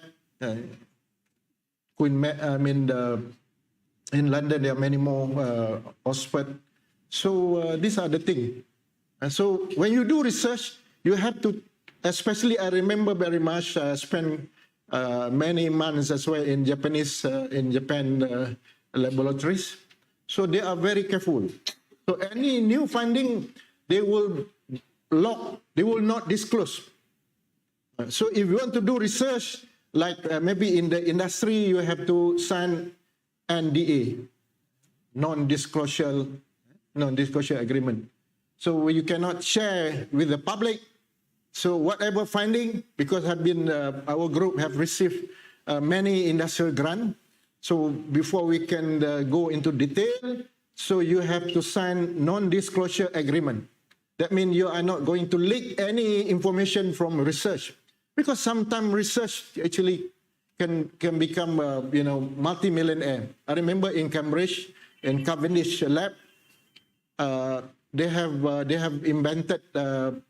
I'm representing one of the companies actually to buy the license. So when you already lock your properties, so if somebody else want to use your properties, basically, so you have to buy the license. I'm representing one of the company. Went to Cambridge in 1995, so to buy what we call the new technologies, light emitting polymers. Light emitting, the polymers can emit light. So, but I'm still waiting actually in 1995. In the future, you don't need the proper screen. You can just, the screen is made up from just a plastic. So you can print, you can put your, basically your screen all over, all over the place in the room. So because the plastic itself can emit light. So what happened that during my discussion, because we want to buy, the company sent me to buy the license. So, but together with me is from, the giant, the big players like Samsung, Sony, the Hitachi, from Japan, because they want to buy a license as well. So I told, we communicated with the owner of the company, said that, sorry, I think we don't have to go. You don't have to waste our money, because we are going to face a very big challenge with the big companies. So basically, they want to buy the license, what you have, your finding, and then they will bring back and develop to the new product. Okay. So this is basically talking about research, and then I go very quickly. in terms of research impact. So nowadays, when you want to get the research grant from government, from government agencies, so you have to define what is the impact, what is your contribution, what is your contribution to the society. The government has spent a lot of money to you, so what is they call it return of investment, ROI. So what can you give back to the government, especially when we get big money, a few millions from government. So what is ROI? So nowadays, actually, the government is quite serious about the ROI, return of investment. What is your impact? When you do research, what is your contribution, actually? So I just take the one example, people from Kelantan, maybe, Wazarina. Nowadays, actually, even though I'm not Kelantanese, but I've been following development in Kelantan. So the Kelantan facing a lot of problem in water. They don't get actually a good water quality. The levels of water is quite low, actually. So they have called for many research to solve the problem. And then as well as, there are many problems need to be solved, even in the companies, they have problems. So they are offering to the public who can, offer a good solution to the problem. So in order to solve the problem, you have to do research. So basically, research is so important in solving the problem of the community. So that's why if you can come out with research, like nowadays the pandemic, the issue of pandemic. So anybody can come out with the, the solution how to overcome the COVID-19, whether the vaccine is the actual solution. Of course, they're offering, UKM have been receiving recently, the group from medical faculty, they have received about 5 million to develop in something about related to COVID. So that is research. You have to do research and then, all right. So I come back to research. What is the definition of research? You can see, you can actually check in the internet, what is the definition of research. So I can mention here, there are 3 important components in research. When we talk about research, why? Basically, is finding out something that we do not know. Sometimes, when we give, especially in the undergraduate, when we give the experiment to the undergraduate, so we know already what is the expected outcome, what is the expected result. You cannot, hide from us. You cannot cheat from us. You cannot cheat from the lecturers. So this is a new finding because we know already about the methodology, We know expected. But in research, it's still uncertain. Uncertainties in what we do not know. So if we know already what is to achieve, that is not research. Research is something like we are exploring new things. Try to find something new. And then the second point is diligent and systematic investigation. So in doing research, you must follow certain methodology. The proper methodology, and then you need to sometimes you have to prove. You have to use certain theories to guide you to do. In the methodology itself, some theories. So the Einstein, E equal to mc square. Nobody can challenge that. But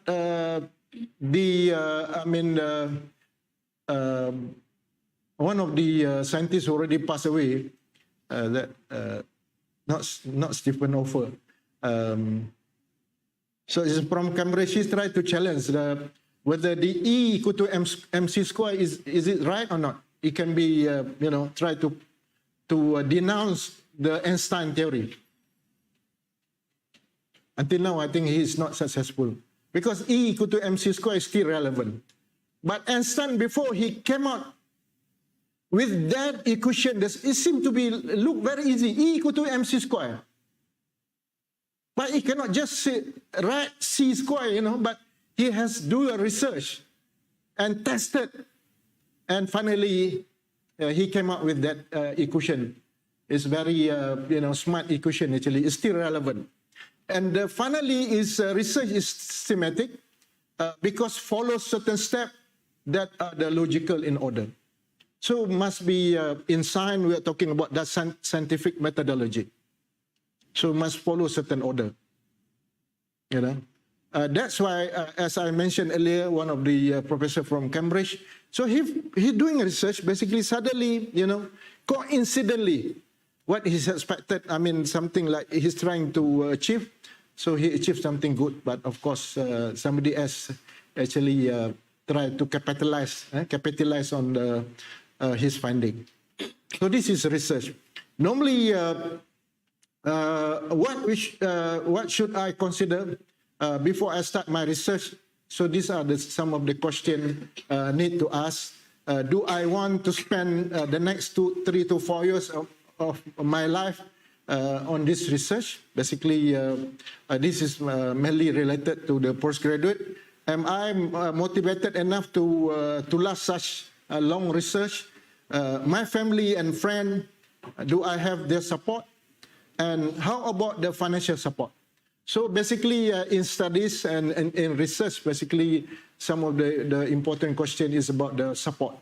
In your undergraduate studies, certainly you need strong support from family and as well as the financial, and of course the lecturers are the key, person actually to help you to achieve your journey. I mean, to achieve your ambition. And then, of course, on the road of to success as an undergraduate student, there are many challenges and turbulence. Actually, the road is not that quite straight. You can ask anybody. Actually, it's very challenging if you want to do research.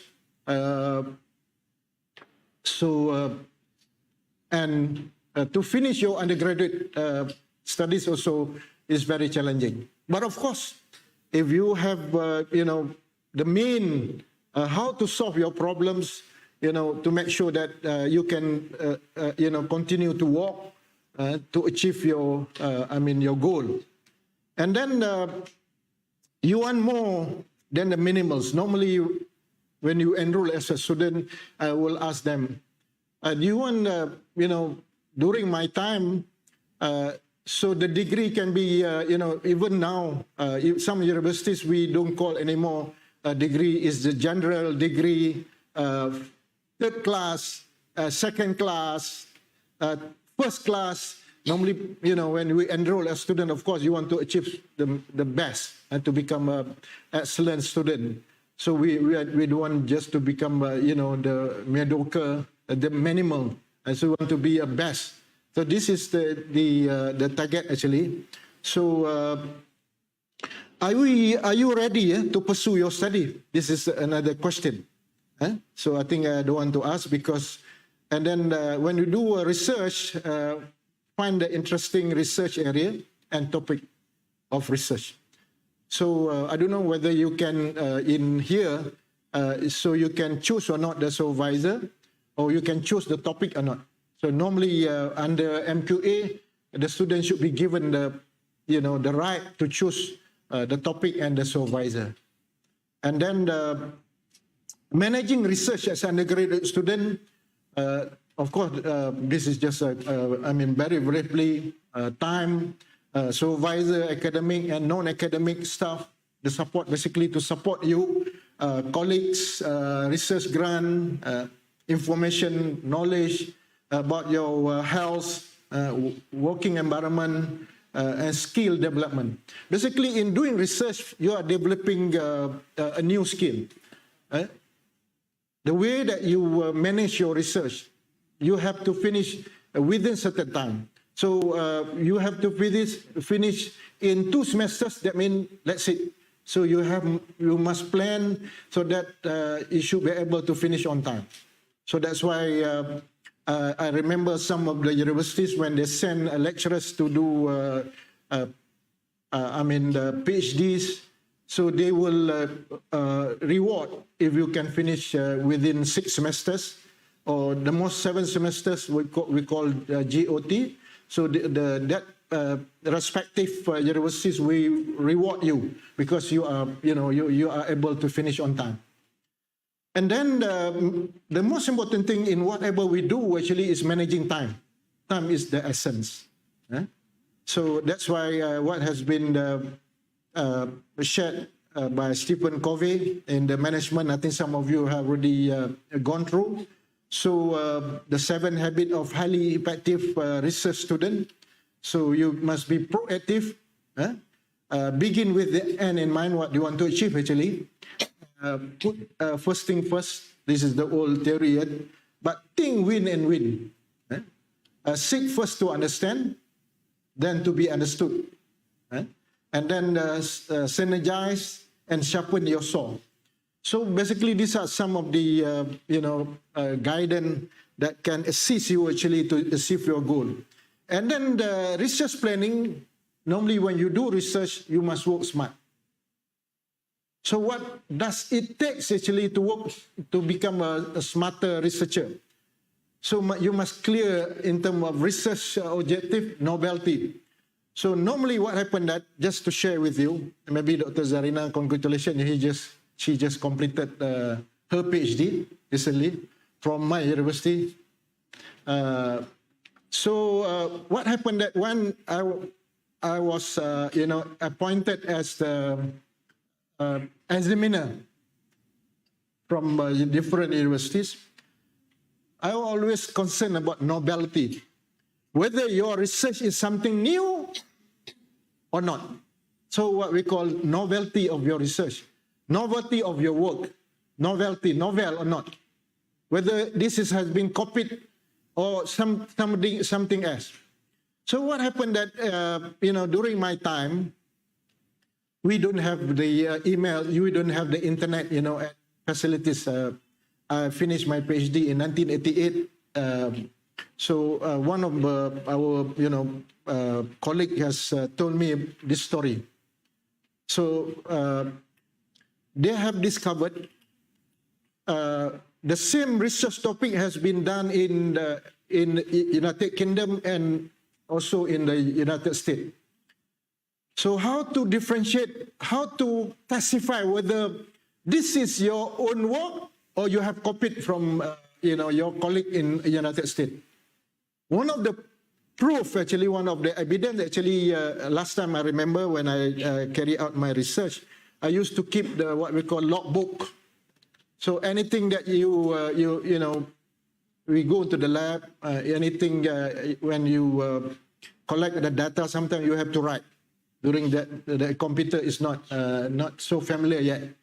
So you have to write, even when I've written my thesis, so is you still using a typewriter at that time, no computer yet. So the only evidence that can be proven, actually, you just showing the what we call logbook. So it basically this candidate have done. His work in the lab is not copied from the colleague, so it's proven. So that is the evidence. But nowadays, actually, one of the problem is about plagiarism. You copied sometime even the undergraduate assignment. So if you give some topic, so I always check the novelty, or I always check whether you copied from from internet or not, whether you use your own work or not. So this is the issue of ethics, the issue of the integrity in learning.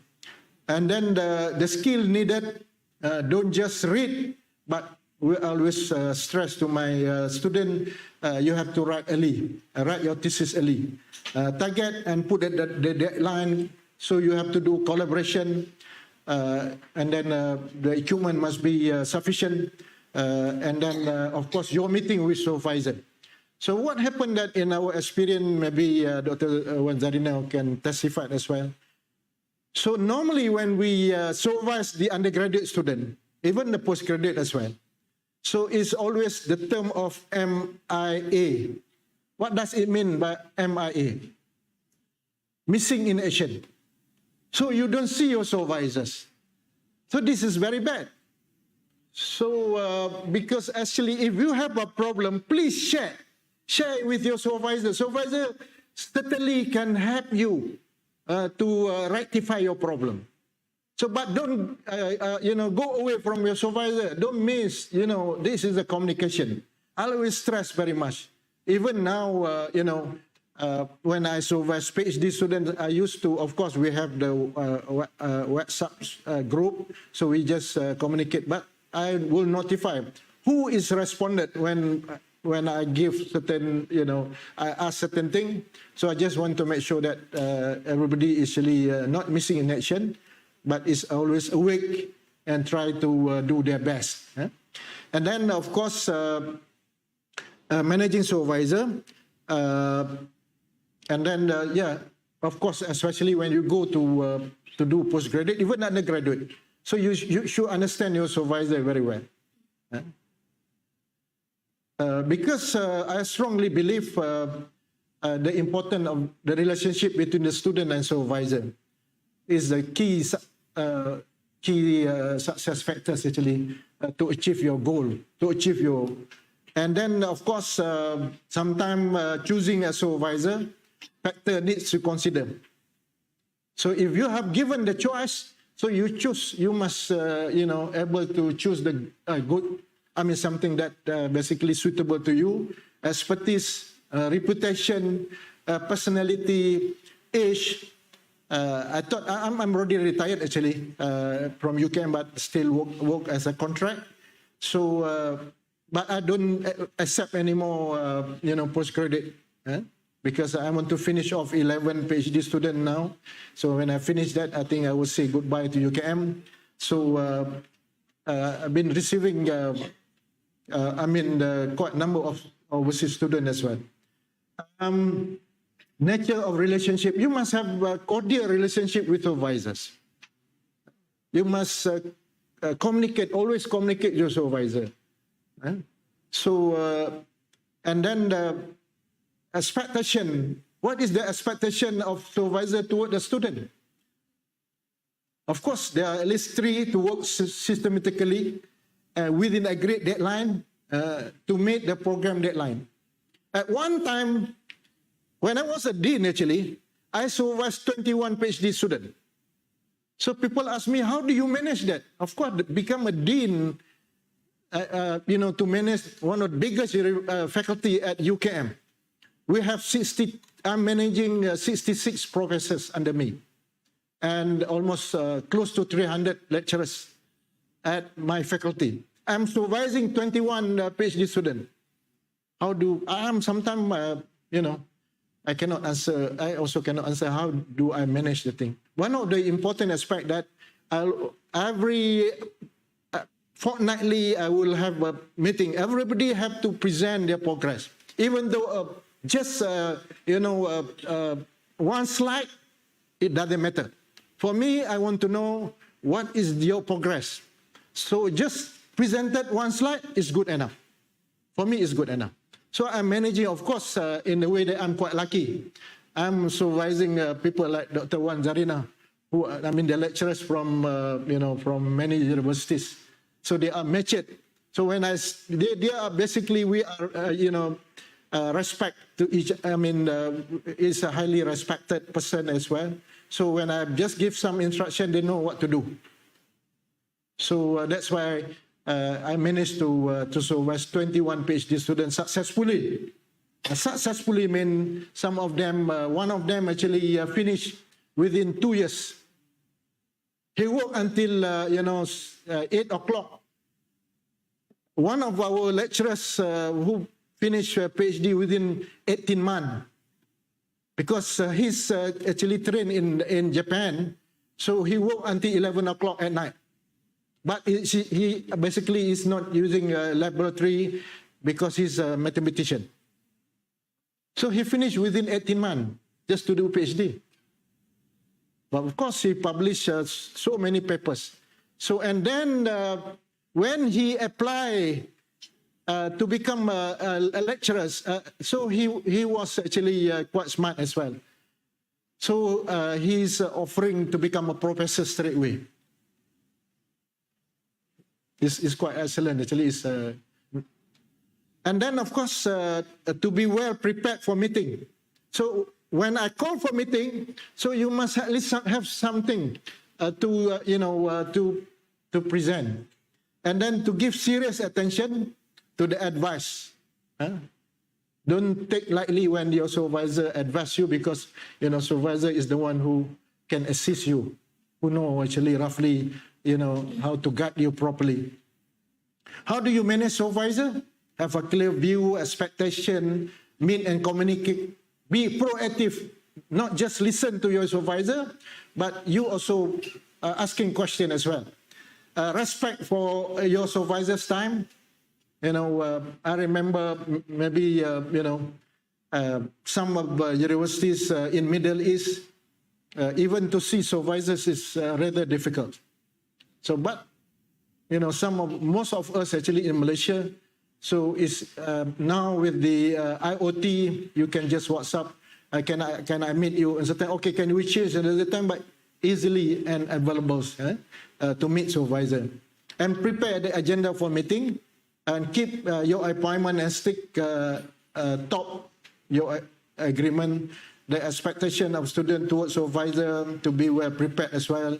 And then organizing your work environment. And then managing colleagues, you must have a good colleague as well, to interact, to share. And then to be successful in life, we need to have many friends. Of course, you have friends here. And then what quality does it take to have many friends? So of course, how to win even the friends and influence people. And then what cause stresses to the student. So very stressful actually now. How can it be minimized? So this is another issues that should be always discussed. And then managing research. Managing research means to coordinate activities to achieve the research output. So at the end of the day, we want to achieve output. Why should you become effective researchers? The effective means successful in producing a desired and intended result.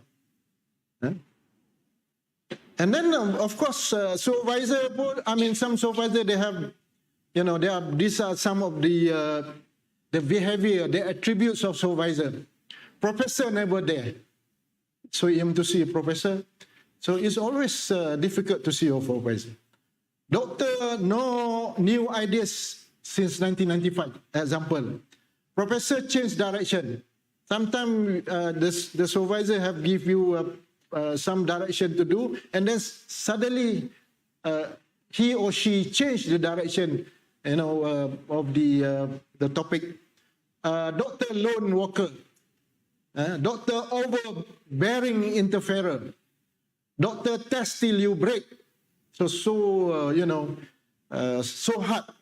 Professor perfect supervisor. This is another problem as well. So sometimes that the supervisor tend to be perfectionist. So they will not receive your thesis until you really fulfill, the needs of that particular supervisors. They are very perfectionist. Even if you make some mistake, the supervisor will not accept your thesis anymore. So never satisfied. Doctor happy to be mediocre. Professor different planet. So they are again. So and then what makes your supervisor excited and motivated? Of course, good research result, ability to solve problem, originality, appreciation, that kind of thing. And then this some of the work of some of the point, what we call word of wisdom. You cannot give what you do not know, actually. Learning is a lifelong. Copying from many people is research. Even you copy as well, some research. Good supervision and management is showing average people how to do excellently. That's why I say that if you have a good supervisor, sometimes that I mentioned, at the beginning, the intelligence alone will not, guarantee that you become scholars, the world researchers. And then in terms of what we always talk, this is just come to the end of my lectures. I hope the evaluation of intellectual freedom. So you can start off before graduate. So I am basically going to do research, something like whatever I want. So it goes that way until you become a professor. So this is, and then of course, tenured professors and then emeritus professor. So finally, what is the key to success? The first point, my advice is confident. In whatever you do, actually, you must be confident. All right? So what matters most is how you see yourself. And then be focused. So if you're not focused, you cannot climb that mountain. And finally, to achieve success in our research, we must be clear of the goal and manage all resources efficiently. Again, as I said earlier, we must be proactive. Your thesis is your responsibilities to complete, has your name on it. Form or join peer group or network with other research students as well. Get support, build a productive relationship with your supervisor, think of yourself as a researcher, engage with an academic community, be clear about how you can contribute to your literature from your community, that kind of thing. So finally, I'd like to share, this is some of my graduate PhD students, just PhD, about 40 something of, I have almost 60, but this is the whole, they are all over the world, some in UKM, UITM, UNIMAP, UIA, University Malaya, University Science Malaysia, UMP, UPSI, I have the student as well from USM, from UTEM, from UCII, one university Indonesia, from Abdul Rahman Faisal in Saudi Arabia, from UPNM, from UNIKL, from TELUS universities, from Toronto, Canada, from Jordan, and then also from Indonesia. These are some of my PhD students. The University of Nottingham, now in Australia, Lathrop. So Mel in Saudi Arabia, FREEM, SREEM, Nuclear Agency,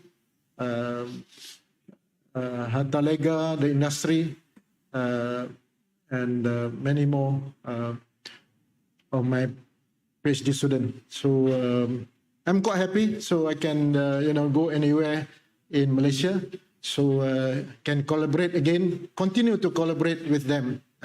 Some of them, many of them already got professors already. Actually, have been promoted to professors. That's all, I think, my sharing. I'm sorry, Dr. Wanggarina, for taking slightly, more time. So I hope, you all can, to be world-class scholars in the future if you really follow some of my advice. Thank you very much. Assalamualaikum warahmatullahi wabarakatuh.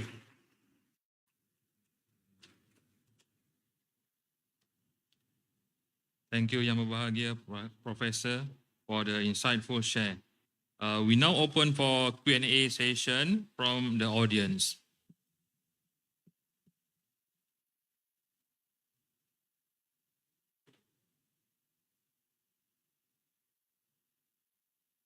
Any question from the audience? So if you have any question, you can come forward.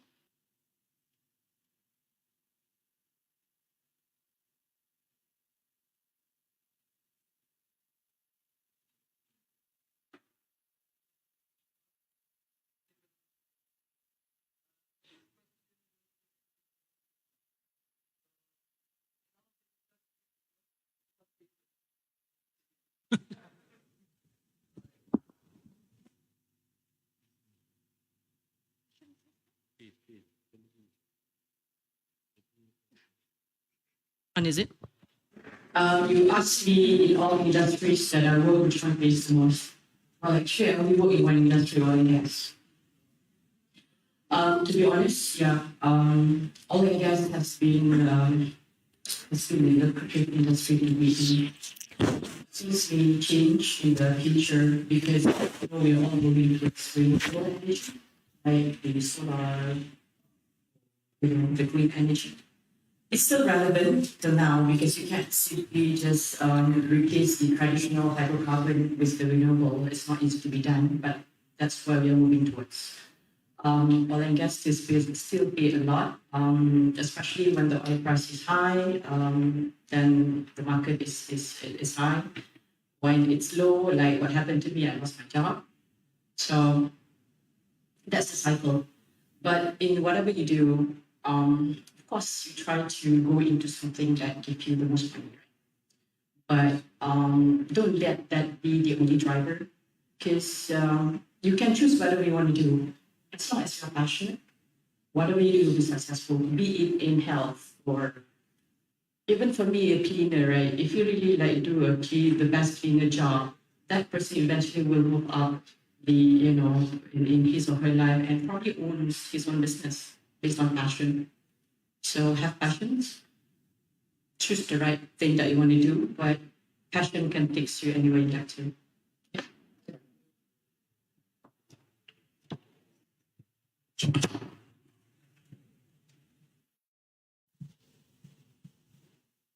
Any more questions from the floor?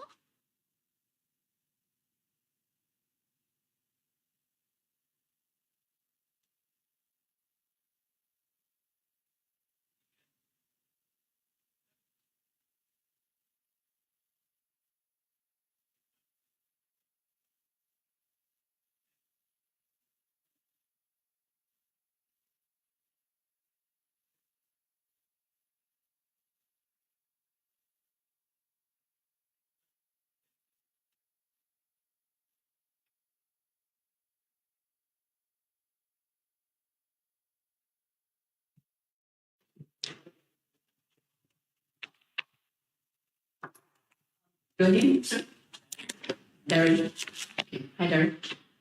Right. I think if I understood your question correctly, is for you to start your career in engineering, right? Whether you should choose a company high profile, or choose a company to start internship. I mean, in a way, what you're trying to ask me is, should you always choose the high profile company, or you can just start anywhere, right? If you could choose, of course, choose the best, but life sometimes doesn't give you a choice, right? So rather than like waiting for a high profile company to start your internship or job, you should grab whatever opportunity you have. Because in building experience and knowledge, sometimes when you work with not so well-known company is where you learn the most.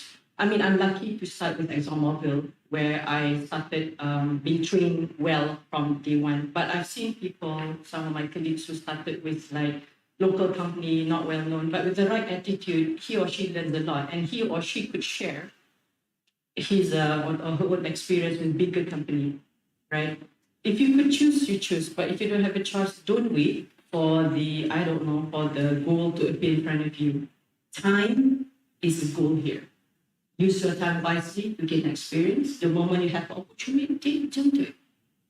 Do I answer you?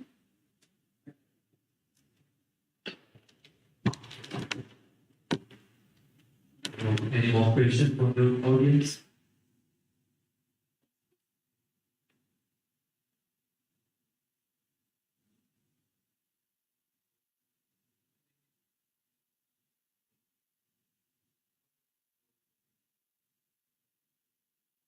Excuse me, sir, we couldn't hear you.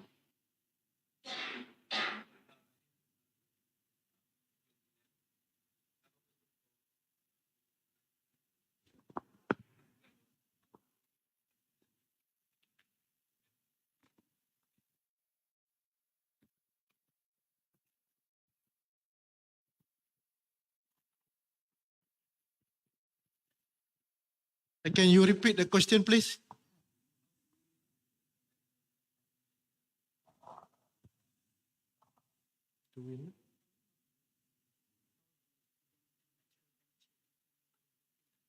Oh, okay.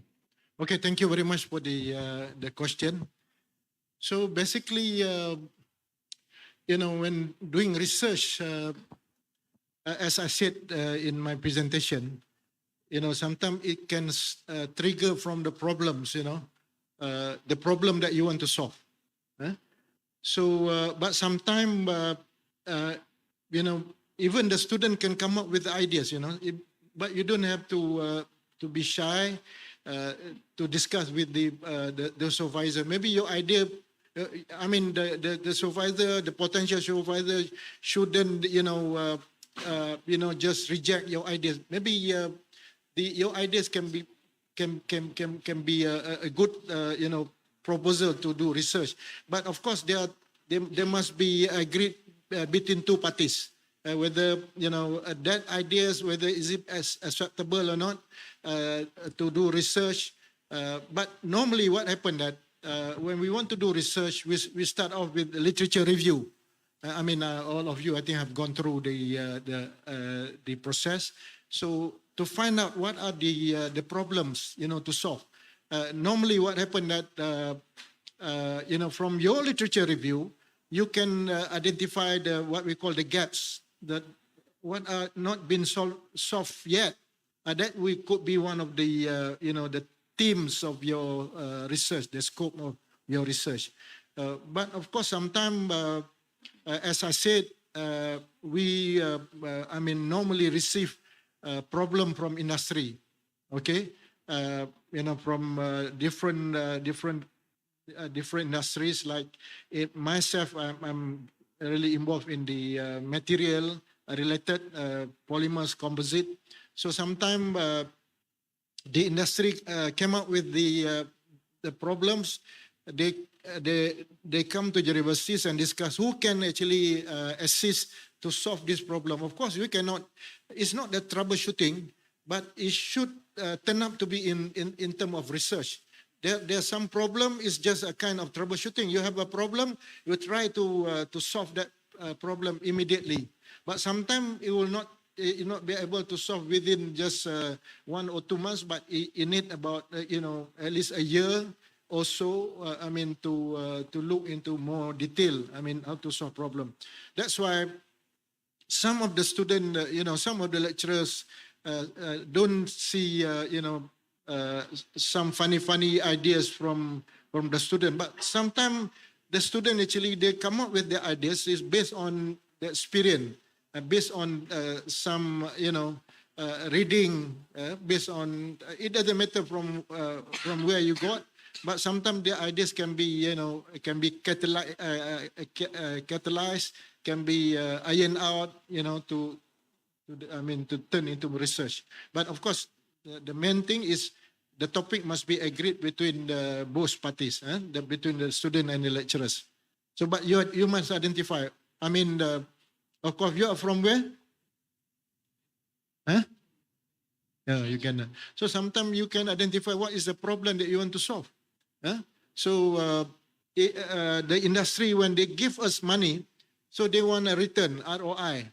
So what can we actually contribute back to that industry?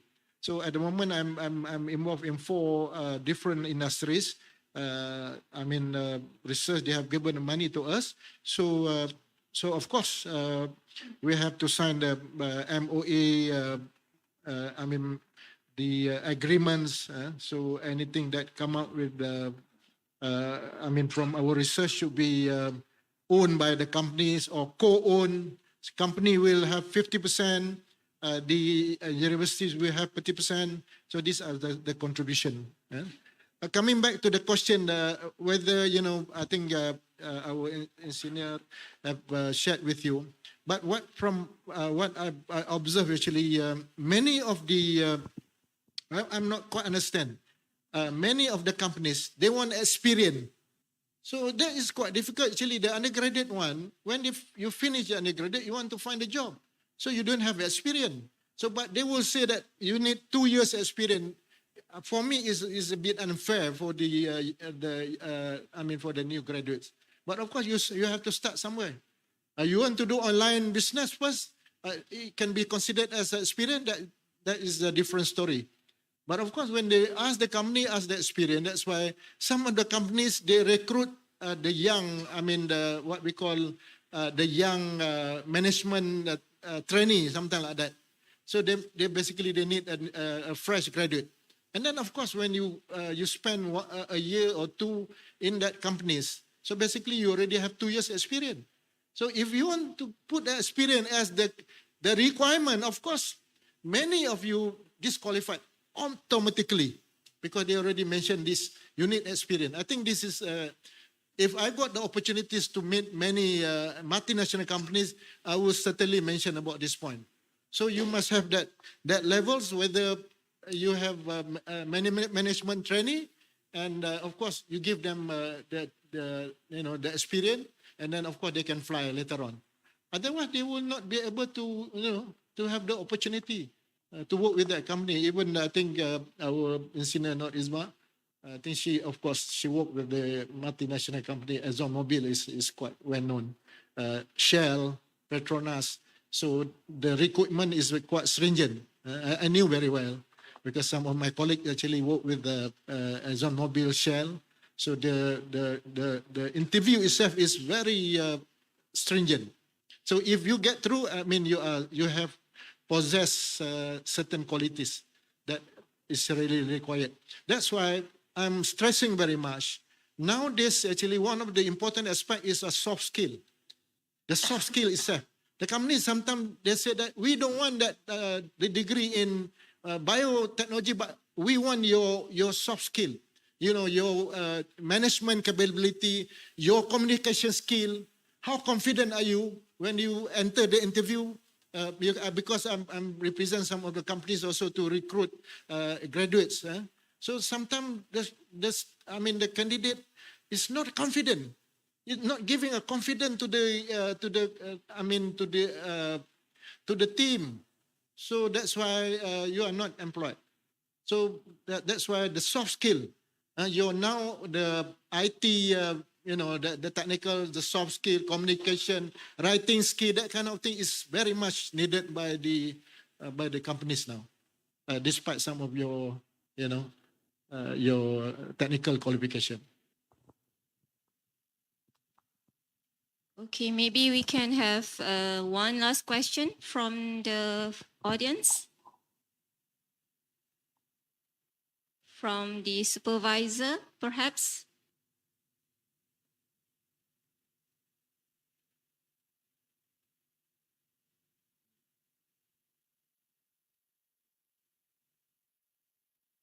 Okay, no question? Right. Thank you, Professor Doctor and IR Isma. Okay, we have heard and seen and watched an outstanding presentation from our keynote speakers. We would like to thank all speakers for sharing their valuable insights and knowledge with us. Wise man said, a nation's treasure is in its scholars. No jewels, no money can buy the knowledge you gain from the learned. Even so, we would like to present the keynote speakers with our tokens of appreciation. And for that, we would like to invite Dr. Nazlin Hani, Deputy Dean of Faculty of Engineering, accompanied by the Program Director, TS Dr. Wan Zarina, to the stage to extend our symbols of gratitude.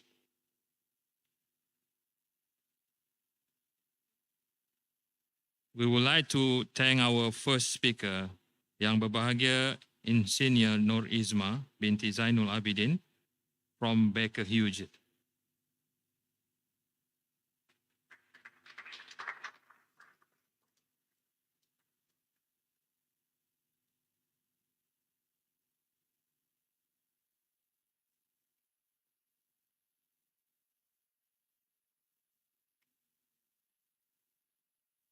And to our second speaker, Yang Berbahagia Professor Dr. Sarim Haji Ahmad from Universiti Kebangsaan Malaysia.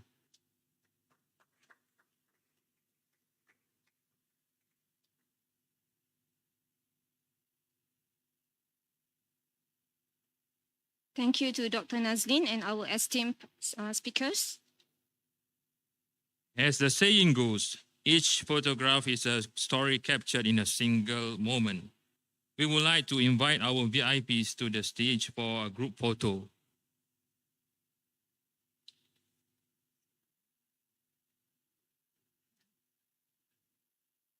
Maybe we can have a photo session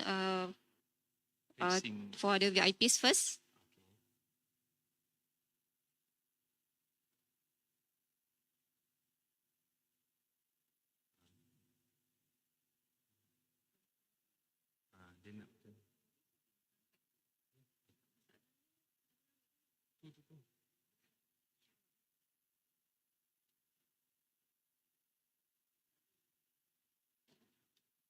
Can the audience move to the center of the hall, please?